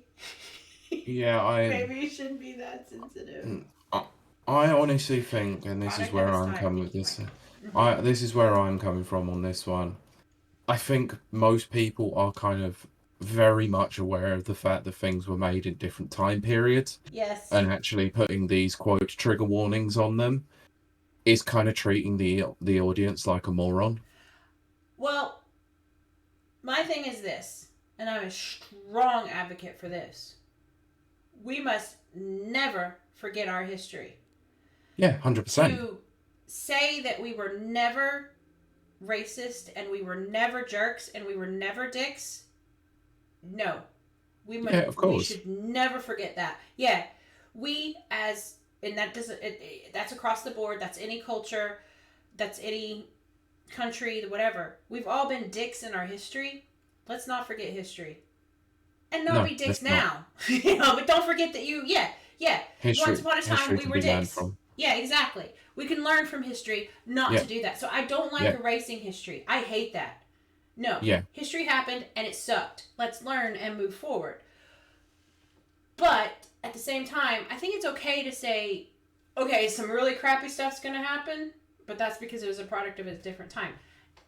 In the frickin' Lara Croft thing, which I know you're about to talk to, and I just gave it away. Let's just get into it now. Okay. The game that came out on Valentine's Day, so, real love letter to the series, this one. Yes. Let's say. Tomb Raider 1 to 3 Remastered has a warning about racial and ethnic stereotypes. So let's just get into it. Fictional. So, yeah. Let's just say, like the butler, they pulled these games out of the freezer. Anyway, Tomb Raider 1 to 3 Remastered contains a warning about the inclusion of racist and ethnic stereotypes, as reported by IGN. This is where I have a problem with this. Crystal Dynamics flags the content in question at the start of the game. So I'll read it as stated at the very beginning of the game itself. The games in the collection contains offensive depictions of people and cultures rooted in racial and ethnic prejudices. These stereotypes are deeply harmful, inexcusable, and do not align with our values at Crystal Dynamics. Rather than removing this content, we have chosen to present it here in its original form, unaltered, in the hopes that we may acknowledge its harmful impact and learn from it. Now, this is where I have the issue with this. Who developed this game? Eidos, wasn't it? Or do you mean... Eidos originally created the games. Who did the remaster? Crystal Dynamics, yeah. No, they did not. Oh, who did the remaster? Aspire Media made this. So they've essentially gone in, had absolutely nothing to do with this project, and gone, well, we don't like this. We're putting this warning on there as the main IP holder of Tomb Raider. Right. And what they're not actually realizing is that the people who made this are the community that essentially reverse engineered this game and made it fully playable in 4K with the modern control style that they have on this particular one. That original control style was crap. And I love Tomb Raider. I love Tomb Raider games so much. Yeah, but they've essentially crapped all over the legacy of this game. They have. Despite the fact that they had 3 attempts to make a new series to varying degrees of success. Right. Some would call the 2013 Tomb Raider, Shadow of the Tomb Raider, and whatever the other one was called, I Yeah. couldn't care less. Some would call them a success. Some would call them good games. I've got Some contentious points. who are massive Tomb Raider fans would call them an abomination. Not quite an abomination, but it's just a quick time. Oh, I know some who call them an abomination. I mean, who says that there are some out there who have said that Crystal Dynamics have absolutely ruined Lara Croft. We've talked about this on the show, and I know this is going to probably throw some people in chat off. I'm not a big fan of what Crystal Dynamics did with Lara Croft at all. Yeah, I don't down either. To a weak female. F that. Lara Croft is effing amazing, and they stripped her down to the freaking weakest, dumbest. Yeah, they absolutely did. Oh no, I don't like killing people, but the gameplay is all about killing people. I need Absolutely people's help ridiculous. to get through this, and I'm tired. Oh no, it's terrible. I've liberated this thing from history. It was like, no, this is kind of the point of archaeology. She's a freaking badass. Yeah. And she's one of my favorite characters. What Crystal Dynamics did to her in that first game, I mean, by the third game they were getting a little bit better, but that first game they stripped her down to just nothing. Yeah, exactly. It was shocking. They took the legacy of what Lara Croft was and just absolutely crapped all over it. And then turned it to a quick time game. And this is the problem as well, is that they say that there's not enough representation of like decent female heroes in games, but yet in 1996 they had this badass woman. She was so cool. I was so like raiding tombs and fighting off a freaking dinosaur. And I'm not gonna lie, that first movie with Angelina Jolie was amazing. I don't care. I loved it. It was cheesy as all hell. Yeah, but I didn't have anyone to look up to. It was a good kind. Look, it was a good kind of cheese. Yeah, exactly. I was like, ooh, I want to be fit like that and like be female Indiana Jones. That's really what it was. I love Indiana Jones. And then Lara Croft was female Indiana Jones. And I love that, you know. Yeah. And that's the problem, is that there is a revisionist history going on with video games at the moment. It's like, we don't have enough badass females and they're not catering to females. Screw off. This game clearly proved years and years ago that you could have a badass character who was, you know, a lot of people obviously had it as a pin-up icon at the same time. Yeah. I mean, that's not to say the state of the polygonal boobs, but you know. Well, even back then, different time. I was well endowed, so I was happy to see a well endowed female strong character. I know they say you shouldn't identify with, you know, characters and hero worship and blah, blah, blah. Like, you guys are not supposed to identify with Phoenix and freaking Gears of War or whatever. But I did, so, you know, I was like, yay, strong female character with big boobs. Yes, please. And sadly, we haven't seen that much.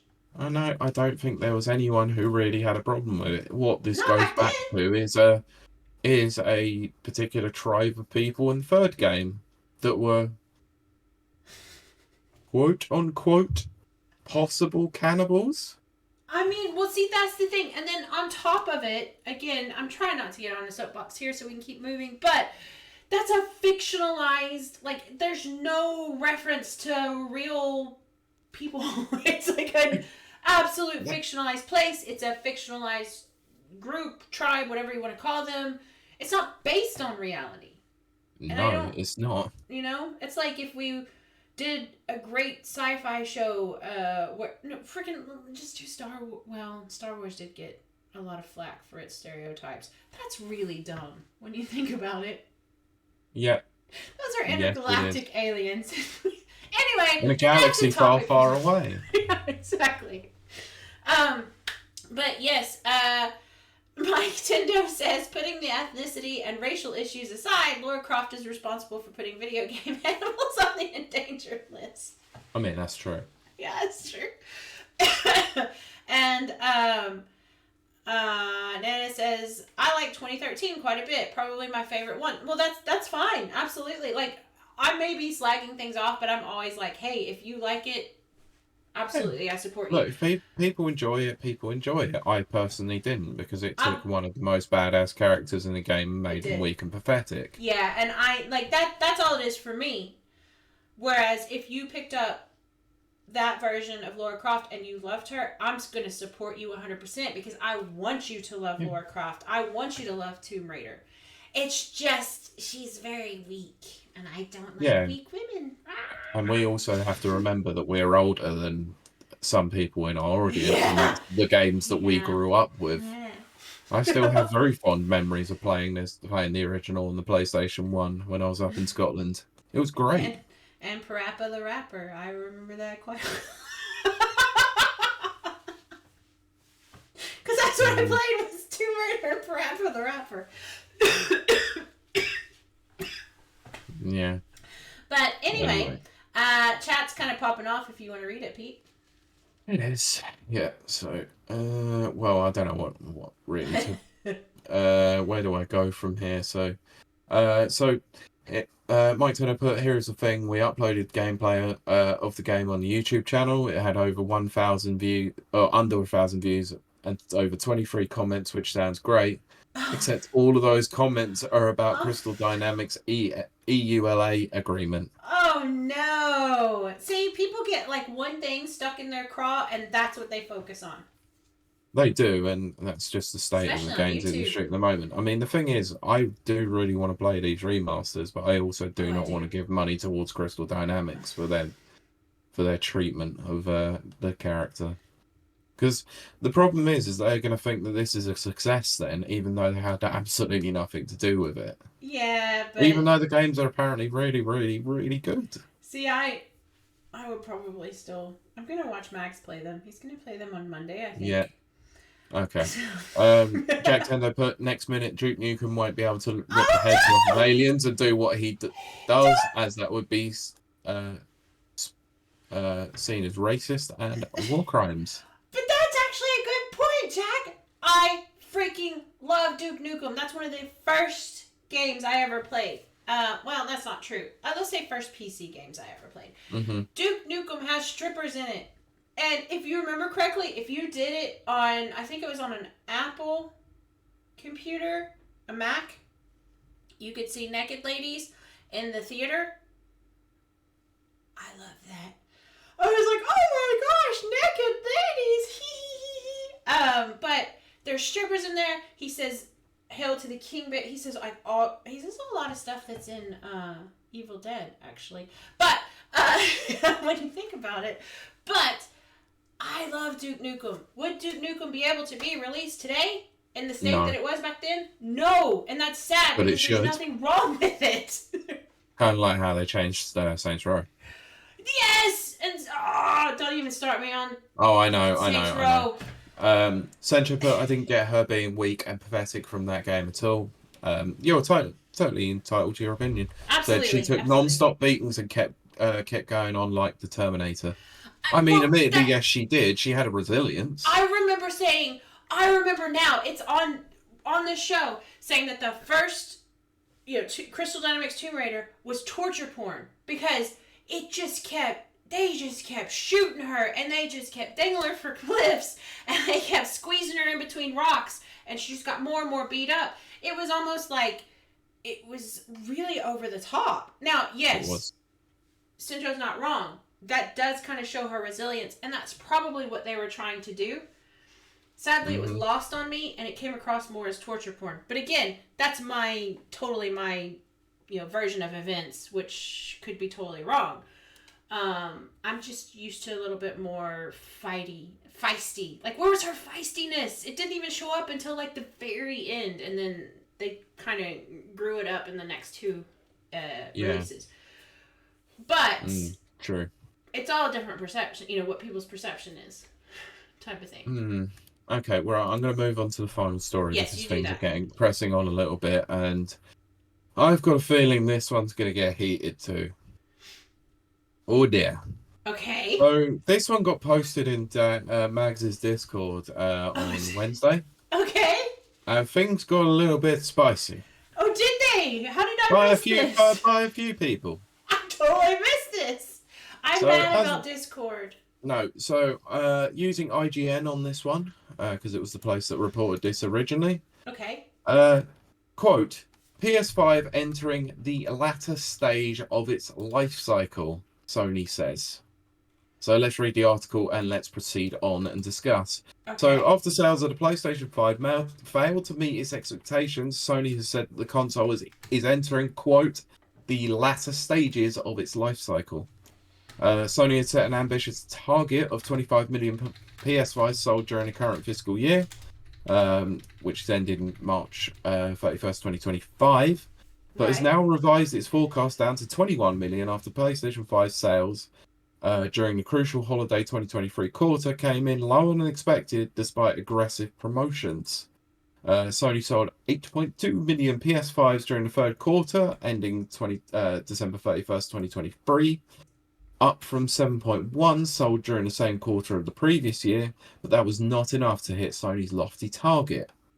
According to Bloomberg, a senior vice president, Naomi Masuka, said the company now expects the sales pace of the PS5 to start falling from the next fiscal year, which begins April 2024 and runs to the end of 2025 or March 2025. So, quote, looking ahead, PS5 will enter the latter stages of its life cycle, Masuka is quoted as saying. As such, we will put more emphasis on the balance between profitability and sales. For this reason, we expect the annual sales pace of PS5 hardware to start falling from the next fiscal year.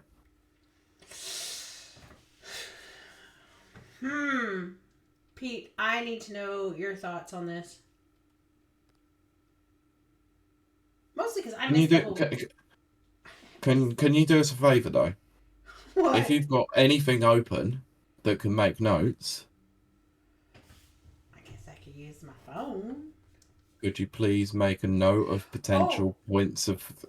contention that Oh, may need to be brought up again? yes, I know what you're saying. So let me find Uh, my notes thing. I'm not used to this phone.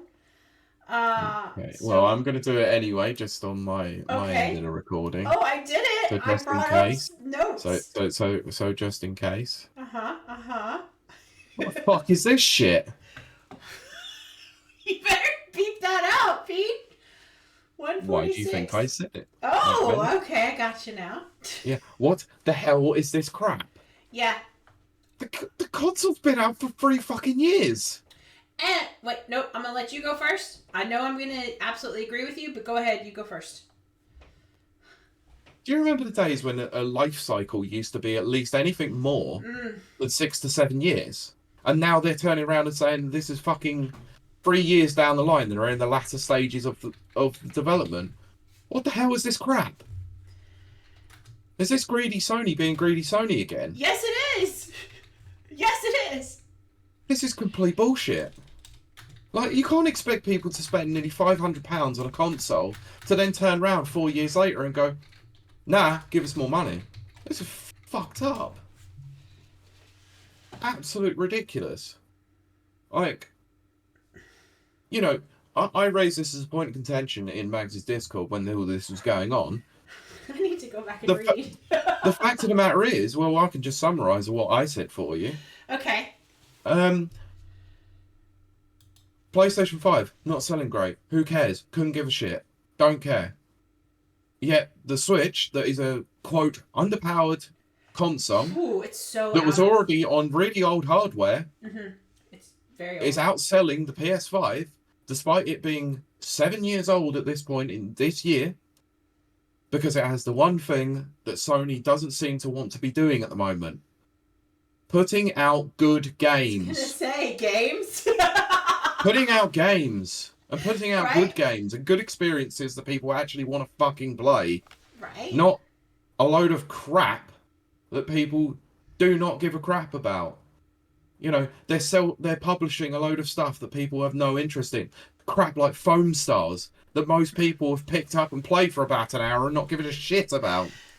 To be fair. Oh, let's pivot to live service. No one gives a fuck. No one gives a flying fuck. I will say for people in chat, Mags' stream of Foam Stars is hilarious. Now, is it because they're playing Foam Stars? No. No, because the game is shit. Well, I don't know about that because I didn't play it. But I know Pete is a Switch devotee, so he's going to be more into the Squid Girl, whatever that game's called. What is it? Splatoon. That, Splatoon. And I didn't even like Splatoon 3. That's right, you didn't. That's right. Didn't even like it. Yeah. I mean, let's admittedly, yes, Helldivers 2 is doing well, but it's not a Sony first-party studio, and the game's had nothing but freaking problems even on release. Can we just... They're putting out these half-fucking-baked experiences and expecting people to spend more money on it. Yes, okay, Helldivers 2 is 40 quid, and yes, it's available on PC, but they're already wanting to charge you microtransactions as well the minute you get in, and a season pass, and all that crap. It's not actually about putting out a good, solid experience for 60, 70 quid anymore. It's about how they can nickel fucking dime you even more. Yes. Well, see, that right there, Pete, what you just said is the detriment, the death knell of Suicide Squad. If Suicide Squad had stayed an offline or not always online and not this battle pass that I think is going to come in the future, live service that I think is what they're trying to do, it would be a good, solid game. But they want to make money off of it. Continuous money, not one lump sum. And I think that is what is destroying a lot of the quality of these games. And weirdly, I'm still kind of confused as to why Helldivers 2 is doing so well. I mean, that's great, but... No, I know why it's doing quite well. It's very stereotypical. I know why it's doing well. Why is that? 2 reasons. 1, decent word of mouth about how the gameplay is actually quite fun for it. And 2, Starship Troopers. I mean, it's clearly a Starship Troopers ripoff. But even in the game, at least when I was watching it, the humor is not as present as, let's say, it was in the trailer. And maybe since an update, it's more present. It really just struck me as your typical FPS multiplayer online live service game. But people love it. And that's cool, you know? I can support that because it's my genre, so I'm going to support it. I'm just confused. Yeah, I totally get it. It's not my kind of game, but it has been, all the positive word of mouth about it has been interesting me enough to maybe look at it in a sale and go, if I could get some people together, I might give it a go. I do like what Max just said. It was. It's not Until Dawn Remastered. And that is exactly my point. Stuff like Until Dawn Remastered, The Last of Us Part 2 Remastered. Like, why are you spending your money on remastering experiences that can already be played on a console? It just goes to prove the point of why people are not putting their money down on this, because they're not taking the time to craft new experiences. And when they are crafting new experiences, it's costing them so much fucking money that people are just deciding to go, nah. Yeah. And studios are shutting down. Like, you see all of this stuff going on with studios shutting down. How many people are really going to want to contribute 70 quid or $70 towards a game potentially being the death knell for some studio? Yeah. I agree. But I also... And yes, I'm going to bring up a point that Sencho makes here. Okay. Nintendo are also not, they can also be held accountable for this. All they're doing currently at the moment is releasing remasters and remakes of everything. I have problems with that too. Yeah. But the one thing that they're also doing at the same time is they are also releasing newer experiences. But you can clearly tell that they are actually ramping down development on this Switch for their next console. Yeah, for sure. So they are releasing stuff that is not exactly high cost to maximize budget or to maximize profit. But they are also releasing a new experience next month with Princess Peach Showtime, which looks excellent. I hope it's good. They released Mario Wonder last year, which was excellent. That's not the problem I have with it. See what Centro just said? No, I'm not getting involved. It said Mario Wonder looks like a mobile. No, it freaking doesn't. He says hashtag fight me in Tekken. That required me to buy Tekken. Oh, No. you should. It looks good. It looks great, but I cannot. No. I would do it. I would. Yeah, Nana, I'm not getting into that rumor. We will Not definitely. I can guarantee we'll be doing an episode on that. 100 because of. Oh yeah, and Jack Tendo also brings it up. Tears of the Kingdom was also last year too. How much did? Okay, now we know that I'm not a big Switch player. I've turned it on once, but like as an outside observer, like how much did Tears of the Kingdom disappear? Like it seems like to me it happened and then disappeared, or is that just me as an outsider seeing the full picture? I think Tears of the Kingdom did quite well, but some people were not as enamored with that as they were with Breath of the Wild when that first came out. Yeah, because I was one of them. Yeah, well, I do. It took you, what, 3 playthroughs to be into Breath of the Wild? Yeah, and it took me 2 hours to realise I probably wasn't going to like Tears of the Kingdom. Yeah. Which Mike has referred to.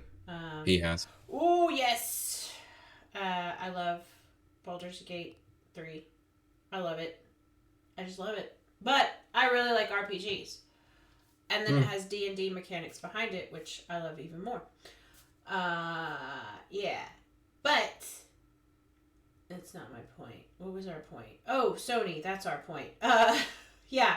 I think this is Sincho says I should rename myself the Hot Take Sincho. Yes, do that. I think this is crap, but not only for the reasons you and chat have listed. I think those are good and valid reasons. But a reason that we've said many times, and I'm going to repeat it, which is that first year, first of all, nobody could buy one. I couldn't get one on this island at all. Completely failed to mention that, but that was one of the takes that was had in Mags' Discord about this as well. Well, that doesn't surprise me because it's been my take for a very long time. I couldn't get one on this island for the full first year. And the people that did, they got it at they were paying £1,000 to get it here. Mm-hmm. I don't care that much about any console in the world that I would pay £1,000, especially during lockdown. So then, even when I could possibly have got one, which I still haven't, the games aren't out there for it. And the games that are out there aren't pushing the hardware to its fullest extent. There's very few that are. We haven't seen what it can do, and we've stated that many times. And 100%. Now, what? 100%. Yeah. And that's my other hot take out of this. I'll get into that in a minute. All right. Well, Sincho says, give me stable 60 FPS Nintendo, even on crappy graphics. I don't care. Just keep them steady, for goodness sake. Max says, I said everything I need to say, so I'm just interested to see what everyone else is saying. I need to go read that. I missed it. Mike said, here's a hot take for you. Sony and Xbox spent too much time buying up other developers. Yes, before you even finish, yes, 100%. They forgot to invest in games. Yes, we've said that on this show, 100%. And actually making games for their own platforms. Yes. I don't know where that... Well, I guess it's greed. Greed and profits. They both... And of course, obviously, there's other things like Tencent and Embracer Group that you can add to that. They went on a freaking spending spree. And they just kept buying up these publishing houses, but not investing in new games with this new technology. So we've got these essentially heavy, expensive paperweights that can't do anything. And now they want to sell us even more expensive and even more heavier. Well, they might be lighter, actually. Paperweights. That, who knows? It's a gamble. Are they going to be able to do anything different than these ones? Because we never saw what these ones could do. And this was going to be the point that I was going to raise as well. Mm-hmm. And this also applies down to what we mentioned earlier on with the new Xbox console. Right. The Series X and the PS5, they promised the world. Mm-hmm. They promised us 4K graphics. They promised us stable 60, up to 120 frames per second. How many games have really reached the lofty heights that they promised? Right. Right. Very few. And okay, let's be honest. I think 4K 60 was an unachievable thing anyway. Right. But they were trying to tout it as, look, Mm. 4K, 120 frames per second. What was that word Never they was never used? going to happen. And what was that word? That buzzword that was a thing for a while? Oh, what you mean the teraflops? Teraflops. That was it.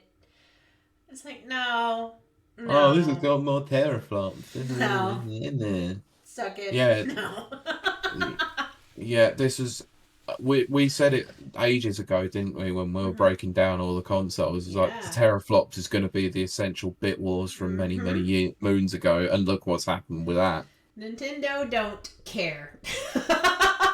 Nintendo do their own thing, and they've come out on top That's what again. we should call this episode. Nintendo don't care. And this is a poignant point, Mike Tendo. Teraflops, more like total flops. But Right. and It's true total though. accurate. Yeah. But yeah, it's just they set these such lofty heights to go towards, and yet the box to the PS5 claims that it can do 8K. Yeah. So there is a potential there that they're never, ever going to utilize because they're going to move on to the next console. I remember we have this episode. It's one of our highest listened to episodes, and it was funny because we thought no one would listen to it because it's complete nerd crap. Mm-hmm. I censored myself. And I think that's what the episode is called. It's old. But it's still one of our highest listened to episodes because we do break down the technology that's in there. And listening to 8K, I was absolutely incensed by that. I'm still incensed by that. There is merit in future-proofing things. 100%. That wasn't future-proofing, that was future faking. Yeah. Future pretending. Future fantasy. Yeah. That's what that was. Yeah. It was too much. Oh. Yeah.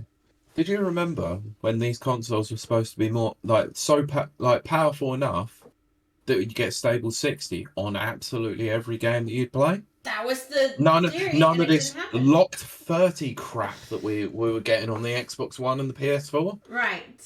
How many games have come out this generation that have been locked at 30 frames? Yep, and again, because my eyes are wonky, 30 frames works for me, but Pete has repeatedly got upset because they've said, oh, this game is coming out, but it's only at 30 FPS. You know. Like Max says, Redfall. Yep. Redfall is just anything about Redfall. And now this is then going to lead on to the last point I'll make with this before we close the show out. Okay. What has this inability to deliver on promise led towards me doing? Oh, towards you doing? You're not going to buy anything. You're going to buy the Nintendo. This PS5 pad has got dust on it. Yeah. The only time it's going to get dusted off is for Final Fantasy and my Yakuza runs. Yes.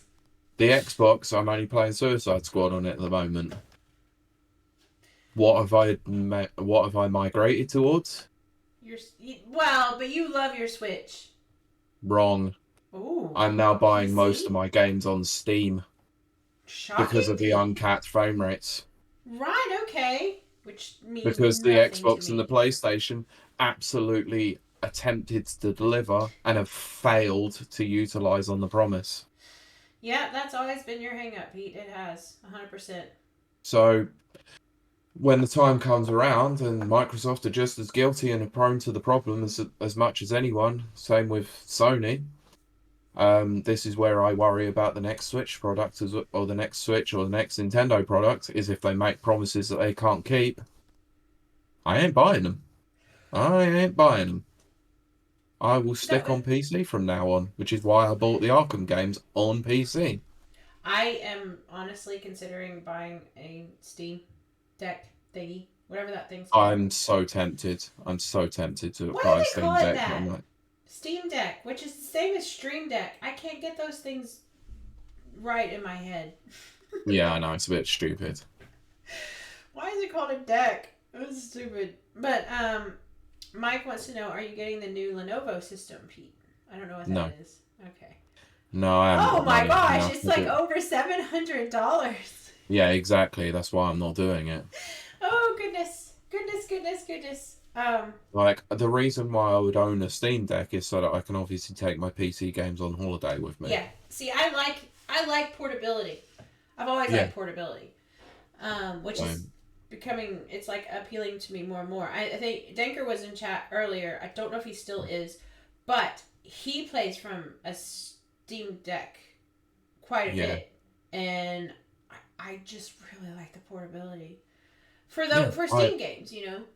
Yeah, I like that idea as well, especially since the OLED version now can run Resident Evil 4 Remake, or Right. no, Resident Evil 2 Remake, sorry, is Oh, at right. like um it's running at like 90 frames. Mm-hmm. So that's pretty decent for a Yeah. portable console. Again, I'll take your word for it. Great, it's great stuff. It's you know, the fact that I went and bought thing like last year, like I went rather than going out and buying games that I would on consoles, like Resident Evil 4, Street Fighter 6, I went I went and bought them straight on PC. One, because I could get them cheaper, and during a time when I really wanted to not spend as much money. But it was also the fact that I just didn't want to go and buy them on a console anymore. I Makes just sense to me. I've just had enough of the under deliverance of not being able to cash out on the promises.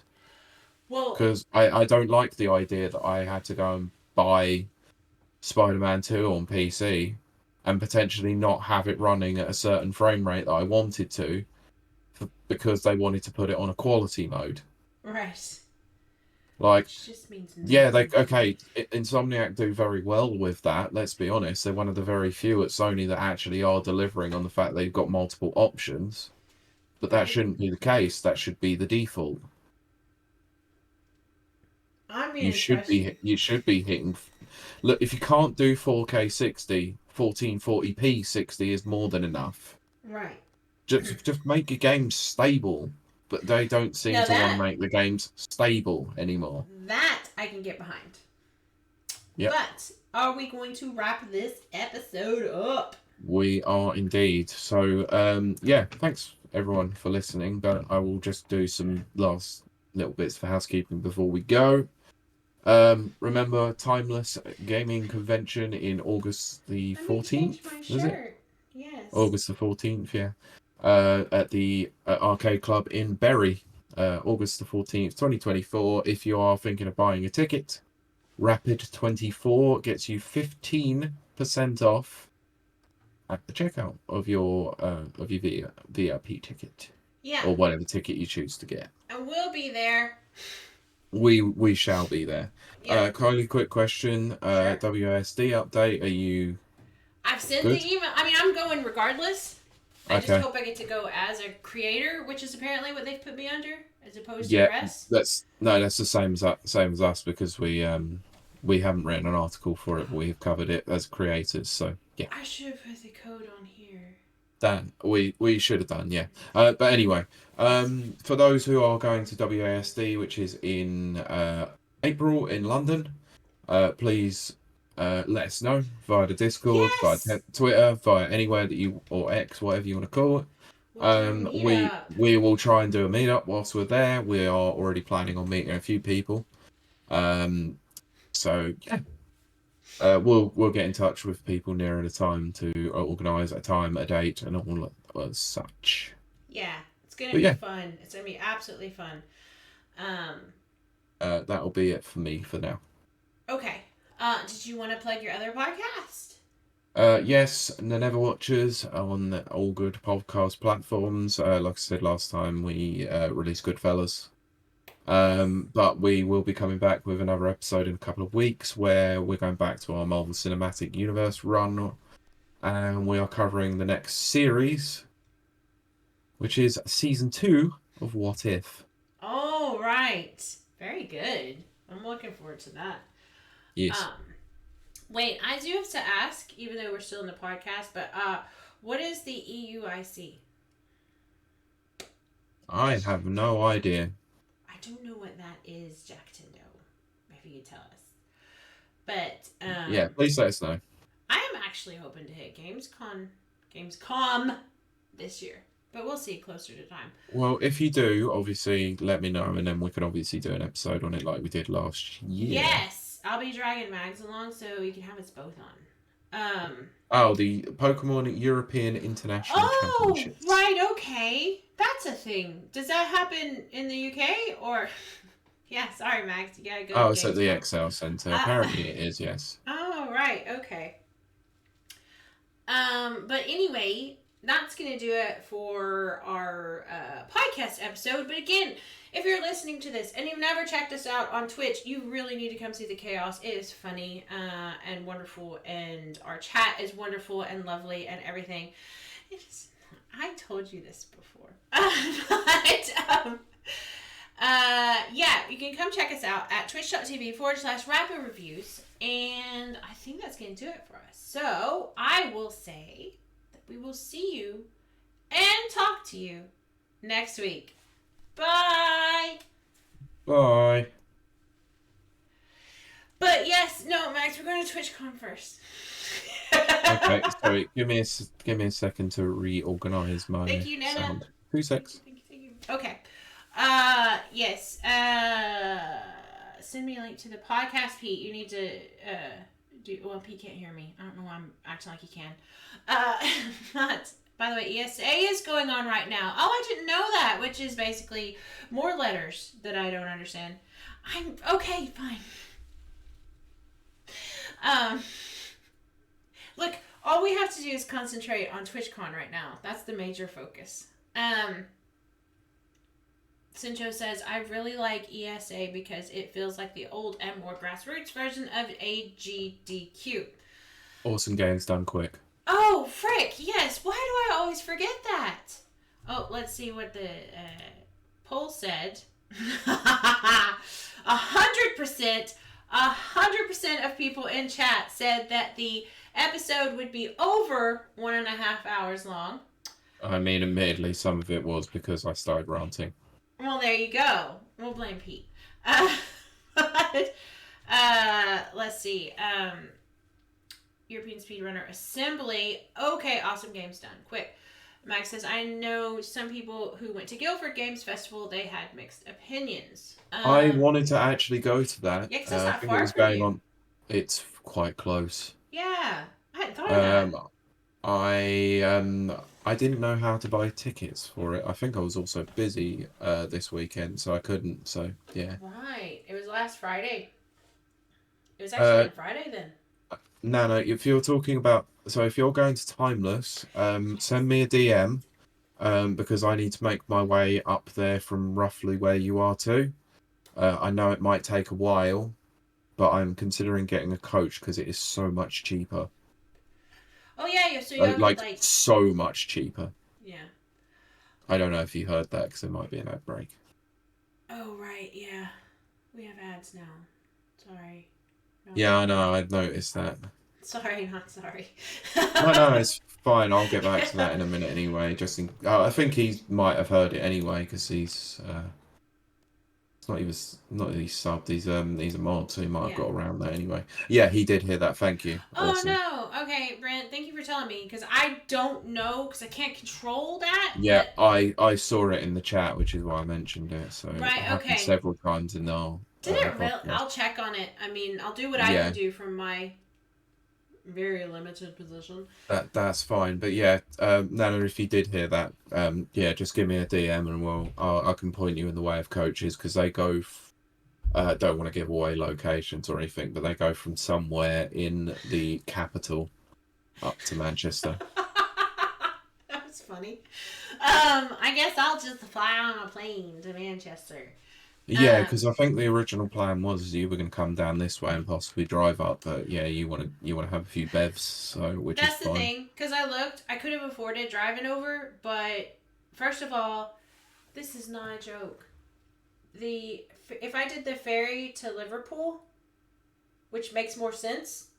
Yeah. It's 8 hours. Oh, I know it is. Yeah. If I do the ferry to Scotland, it's only 2, but you have to drive from Scotland to, let's say, Manchester. Which is not that far as the crow flies. I mean, true. But then I also want to drink, so. Thank you, Mike. Thanks for stopping by. Have a good night. Thank you, Mike, and thank you for staying through the podcast. We appreciate it so, so much, and Yeah. also your input was amazing. I Yeah, agree thanks with you for so allowing much. us. Yeah, thanks for allowing us to use your message. I thought it was a poignant point to bring up. And Sincho says that where'd it go? Oh, also for fighting game fans, top 16 of Capcom Cup is going on. That's Yes, it is. I do really want to watch it, but I've been so busy this weekend I haven't caught any of it, which is such a disappointment. And sorry, Sencho, I did obviously see your message on Friday when you were talking about it, but I had a late night and don't know why. Just had to get up for work next morning. Well, because you work. No, it's the fact that I had a late night, despite the fact. Oh, right. That makes sense. So yeah, it was. Oh well, it's fine. Oh, it's already on Max's face. Okay. Oh, because it's just doing whatever I want to do. No, I want to put it on a thing.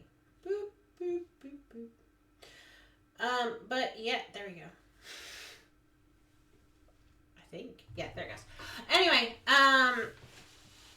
Cincho says the LCQ was like a mini Evo. Pete, I know you love that. Honestly, better to watch on VOD because they did mini breaks between matches. That was all. That was half the problem I generally used to have whilst watching Evo live. Was that obviously there's so many ad breaks. Yeah, going back and watching the VODs for them was quite easy to skip through. So I think I might be doing that going forward. But I say this every time, like, but then the hype of Evo just gets me, and I end up watching it live. Aw. I'm a sucker for hype as well.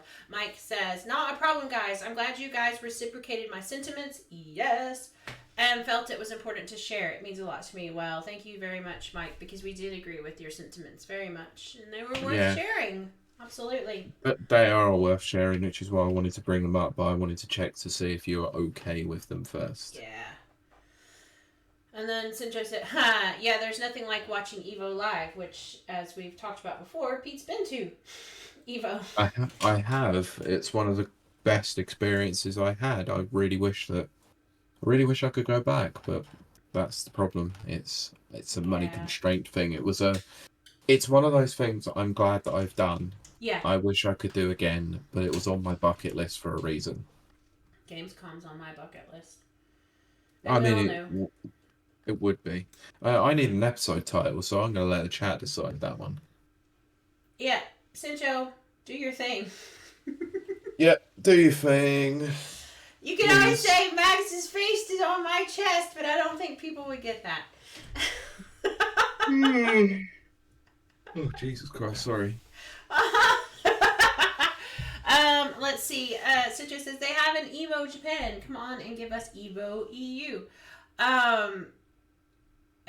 Brent says bleep.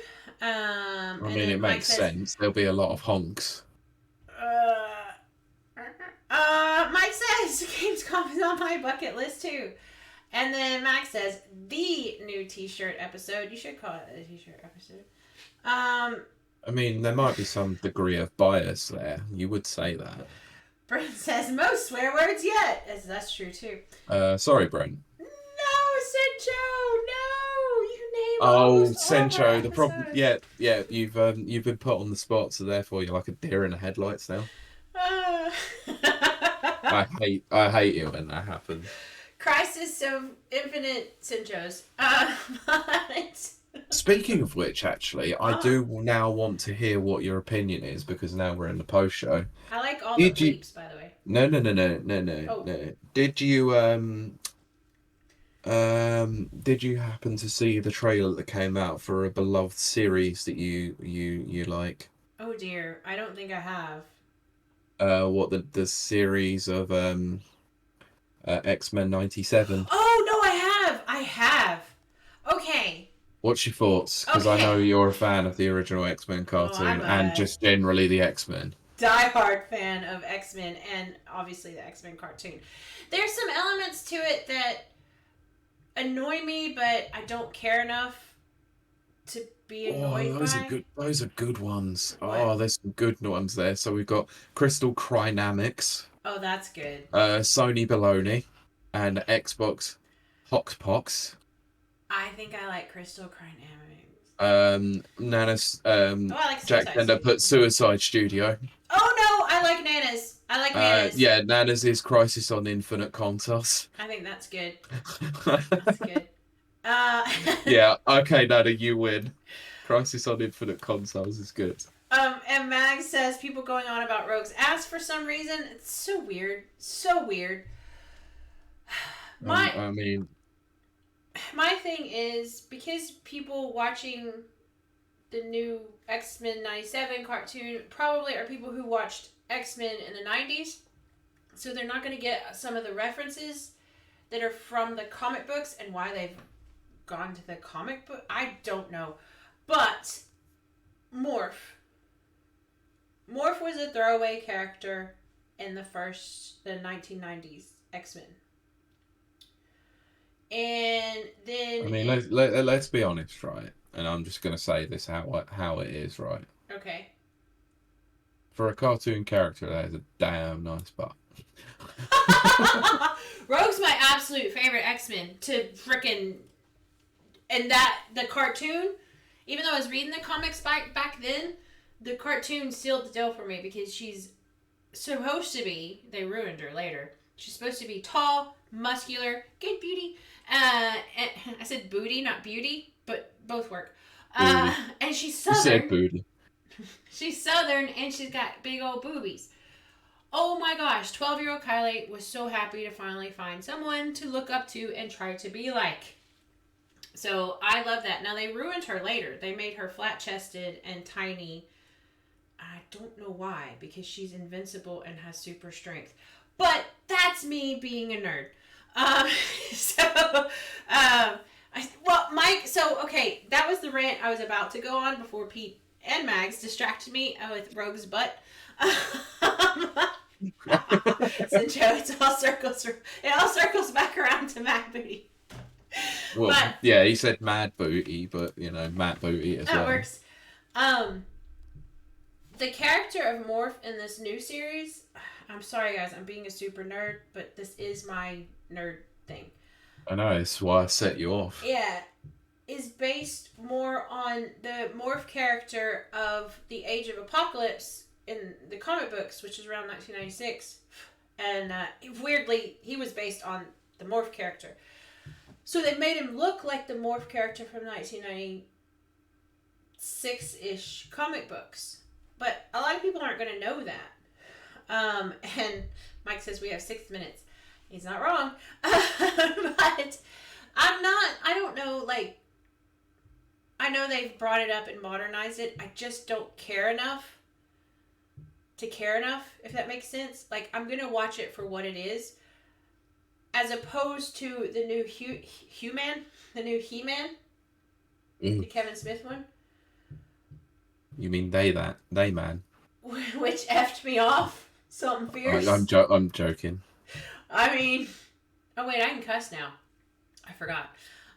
Yeah, the new He-Man series by Kevin Smith, which just fucked me right off. I was downright angry and gave up and quit watching it. And Mike says, keep going if you want, but I'm finished for tonight. Yeah, but see, Pete's gotta go too. So. We'll see. I mean, I've still got editing to do, which is going to be difficult whilst we're still talking. Well, I'm just being a nerd right now and going off on nerd things. And then Nana says, if this was Wolverine and the X-Men or the Spider-Man the 90s Spider-Man was so good. I would probably be all over it. I never liked Wolverine and the X-Men. What, Pete? Sorry, Michael J. Fox is trending on Twitter. Why? Because he presented an award at the BAFTAs. Okay. That's pretty cool. I mean, that's great, because it's very difficult for him to come out. That's what I mean. So, yeah. That's cool. That's cool. Shit. I was worried. I thought you were going to say he died, and then I was going to No, I was worried about that myself, And then Brent says, gotta go having dinner with my parents tonight. What are you eating, Brent? I gotta know. Yeah, please tell me it's not enough brisket. Oh, please say it is brisket. I'm so hungry. No, I don't want it to be another brisket, because Oh, yes. Cillian Murphy won Best Actor. At the BAFTAs? Pork roast. That's awesome. Ooh, I love pork roast. I love any roast, though. Better be some crispy crackling on that. Ooh. Otherwise, you failed. Oof. Oof, oof, oof. I love crackling. And Oppenheimer won Best Film. Very good. I'm just waiting to see how much of a tear up it's going to be at the Oscars later. Yeah. I'm just waiting for the Oscars.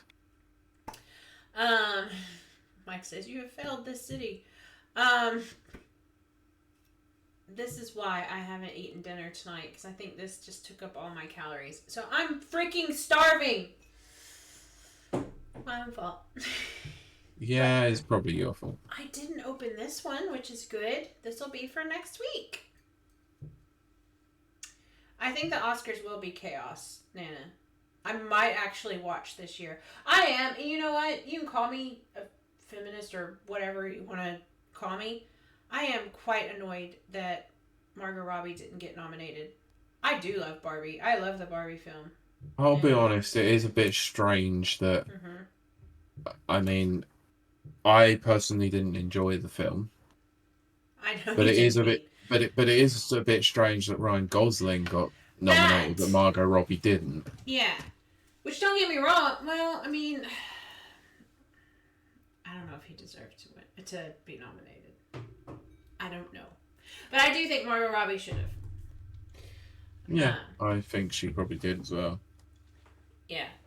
But I honestly think it's a bit of a tragedy that that Godzilla -1 didn't actually get nominated for watch that.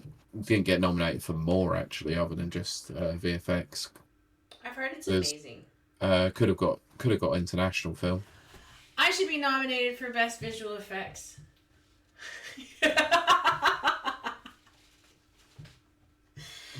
Pete, when I trolled you, it was the best reaction I've ever seen. I'm so happy.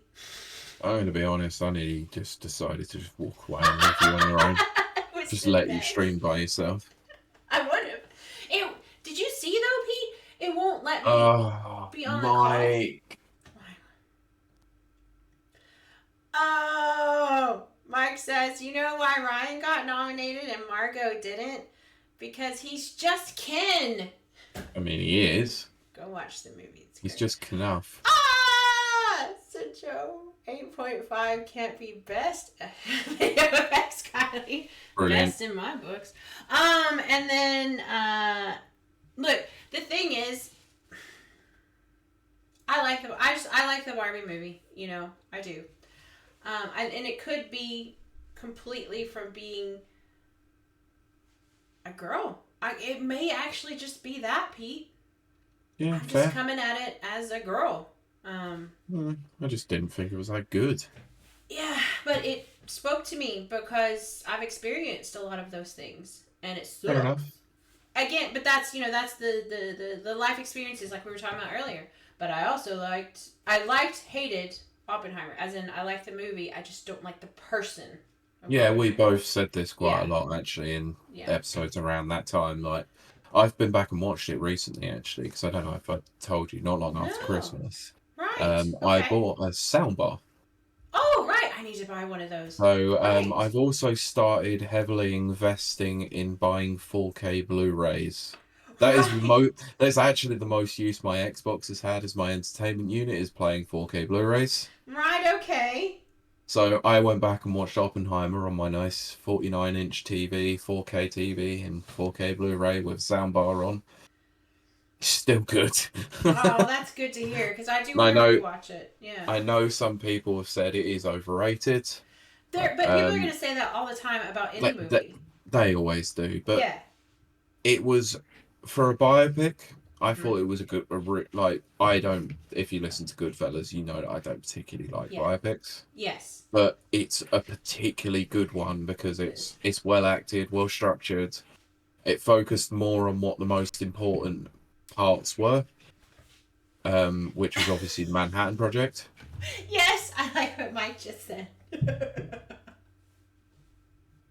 What was I saying? 4K or fucking? I mean, who knows? I'm not for fucking in 4K. Oh, I don't need to know that ever for the rest of my life. Anyway, yeah. So it was Yeah, it focused on the most important parts of his life, which was obviously Manhattan Project and the Yes. subsequent fallout of it. The Literally. artistic direction that Nolan went with having certain scenes in black and white and some in color, which were obviously framed as the perspective of each person. And I know it's probably been talked to death. I don't know because I've avoided things. But the choice of silence in certain parts that people expected there not to be silence in, I loved it. Love that Yeah, choice. Love it. I mean, yeah, I agree with that. It's sort of like, I know it's not a new concept, but Right, Gravity right. also did the same thing, and I thought that was quite prominent when it poignant when it did do it. Yeah. Which is because if you know, weirdly, Max was watching a Nolan movie earlier. Tenet, I think is. Okay, but my point, what I'm about to say, it feeds into what I was about to say. I haven't seen it yet. I do want to see it. Don't bother, it's a waste of fucking time. No, I'm gonna watch it. No, But you can, but I'm just going to tell you, it's a waste of fucking time. but my point on Nolan is Nolan is known for his sound design and his use of sound. It's fucking awful at times, though. And you mean in Tenet, or you mean? I mean, just generally, like, it's Right? so embarrassing to watch sometimes. Like, he can get, like, certain scenes, and this is also quite prominent in Oppenheimer, which is the very few criticism that I will actually have at the movie, is the sound design at certain points is quite poor. Oh, I Because love the there are sound design. there are certain parts of the soundtrack that are far too high that you can't hear dialogue. Interesting. I might have to go back and see it. But that was actually Mags's only complaint about Tenet, by the way, was the not being able to hear it. Yeah, because for some reason there are two faults that Christopher Nolan has when it comes to writing movies or doing movies. Right. Is sometimes he can't write human characters because they don't come off as human. He might be autistic. And is the sound design. Is I he love always his picks sound design. he always picks an incredible composer. But Yes. sometimes that is leveled up far too much that the sound design causes conflict with the scene itself. Right. Welcome to our Nolan chat. Don't get me wrong, when he gets it right, like he's done most of the time in Oppenheimer, he's done it really well in I love Oppenheimer, I do. As a movie. in Inception and stuff like that. He gets it right. Inception is huge relying on sound design. Yeah, but there are moments where the score overpins the dialogue itself. I agree with Max. The Batman films were fine as well. Yeah. I really like the Batman films. In fact, I probably should buy them on 4K Blu-ray as well. There you go. Cincho says, that's my main complaint about anything Hollywood, when the dialogue is super quiet and then they blast you with a sound effects score. I have noticed that a lot of, if we're talking purely cinema, I mean, I can't speak for home because we all have different setups. Yeah. But a lot of cinemas today are not set up correctly for sound. No, some cinemas are set up correctly for them. Not all of them. No, not especially here. I would say that actually it's more a problem at home when you're going back and watching stuff, especially on streaming. I agree. Each setup is different. Yes. Whilst they spent so much time, money, and effort on improving the technology of TVs. Yes. To the point where the visuals are immense. They've never improved the speaker quality within them, and they keep pushing them further and further back. So they're now actually behind the TV. So you don't actually hear anything, which is why people are now tending to go, all right, well, I'll buy a soundbar now. Because you at least get front-facing speakers, and that is a much better experience now that I've bought the soundbar for my entertainment unit. Watching Oppenheimer was an absolute joy doing that, whereas trying to watch Lord of the Rings in 4K before I had the soundbar was a fucking disaster. So I've held off from trying to watch the rest of the trilogy on 4K until I had the soundbar, and that's going to be part of my thing for later on in the year, as I'm going to marathon them. Well, I think that's a good idea. And I actually don't think you're wrong. I think a lot of people don't know how to set up their sound anyway. And yes, a lot of base televisions or projectors or whatever, they're not sound ready. No, they're not. They just put in. If you remember what the CRT TVs were like, they Oh, used to yes. have huge freaking sound units right on the side of the TV Well, see, or on the underside of them. But as TVs have got more advanced and they want to take all the real estate up, they've had to relegate the speakers somewhere. this is one thing that there's very few things about my childhood that were great. But one thing that my mom absolutely pushed was top of the line tech. So we had some of the best TVs around in the 90s. And then we had, which back then was a big deal, which was the Dolby 6-point surround sound, which is where you have the big speakers behind you, Oh, to do side you mean you. five? Do you mean 5.1 rather than six, or the fact that you had six speaker outlets? Yeah, we had 6 speaker outlets. Okay, yeah, That's what I mean. So, we had it like, if there was a helicopter in the scene, it sounded like a helicopter was landing right there in the living room with you. I did yeah, not know how privileged we were with that, because to me that was just life. And then I would go to like a friend's house and they would just have a TV with their normal speakers on the side or whatever, and it would be tinny or whatever. And so that's kind of stuck with me even here in adult land. hmm So I'm really big on that, which goes back to what I was saying, which is a lot of people don't know that, so they pop in a film and they're listening to it on their their base TV or whatever, and yeah. they're like, oh, this is crap. It's utterly appalling, isn't it? Yeah, it is. It absolutely It's is. like even to the point where even my dad, who is big on Mm-hmm. buying, is big on his movies and TV shows and all that, has even invested himself in getting a soundbar just because he's sick of how TVs have gotten worse and worse over Yes, the years when it comes to they're sound. terrible. They're terrible. Um, Cincha says, "OMG, I want to go to Adult Land." Um, I say Adult Land. If you ever came to my house, and hopefully eventually I can get Mags over, it's not adult. I just, I just, it's playtime, fun time for me. Just do whatever I want. I buy shirts that you can do this to. You know that movie Richie Rich? Yeah. Macaulay Culkin? Yeah, that's essentially my life. Uh, Cincha says, let's make up a fake map for Adult Land. Yes. And then Mike says, okay, folks, night all, going for real. Okay, we're going to say goodbye, but I think we're actually going to say goodbye as well, Pete, because we're not 2 hours, 37 minutes. Yeah, I know. And that entire bottle of wine has decided that it needs to exit. Yeah. So, oh yes, Cincha. Cincha says Adultland would definitely have a twink petting station. You better believe it.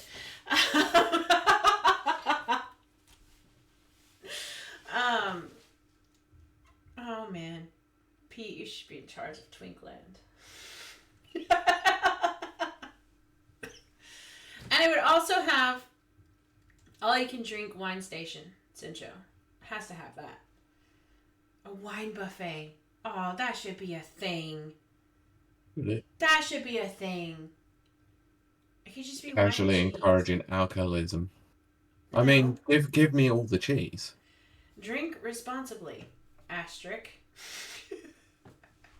When have you exercised drinking responsibly? Well, I'm not crossing the street while drinking. That's responsible. They also say don't operate heavy machinery, but you're carrying a stream. Oh, excellent. Sandra says, "Oh man," is a very common statement in adult land. Oh yes. I also think oh fuck would also be one. Yes. You know what? Adult land is just Amsterdam. Pretty much. It is the adults' playground. Yes, Cincha says, thanks for the show, guys. Yeah, we're going to wrap this up now, Pete, because I gotta go. I gotta go to the bathroom. And I have to try not to think about food. I really want to eat. But I've had 1,600 calories now. That's my daily allowance. Okay, I was going to say it's also quite late. If you're... Oh, it is late, isn't it? It is late, and you should, one of the worst things that you can do is probably sit on the, eat late at night and sit on it. That's true. Okay, but we thank you so much, chat. You have been wonderful and amazing and lovely and all of those beautiful adjectives. I have enjoyed tonight immensely. I hope you enjoyed my trolling Pete in the beginning, and also my wonderful shirt. Fuck you, Kiley. And yes, come to Timeless so you can see it in person. But oh goodness, Cincha redeemed hydrate, Pete. Pete, you want to take care of that because I have to go to the bathroom already. And I will work on Nightbot this week. Thank you, Cincho, for showing me the little doodads to look into. Anyway, but that's gonna do it for us. I'm gonna wrap it up. You have anything more to say, Pete, before I say bye? No, the episode should be out in the morning. Need to spend some time getting all the cutters out. Yeah, put all the honks in. Fucking worth it. And then hopefully my lights will be better next week as I play with these, because I did not mean for shadows to be in my face. Yes. It's the opposite.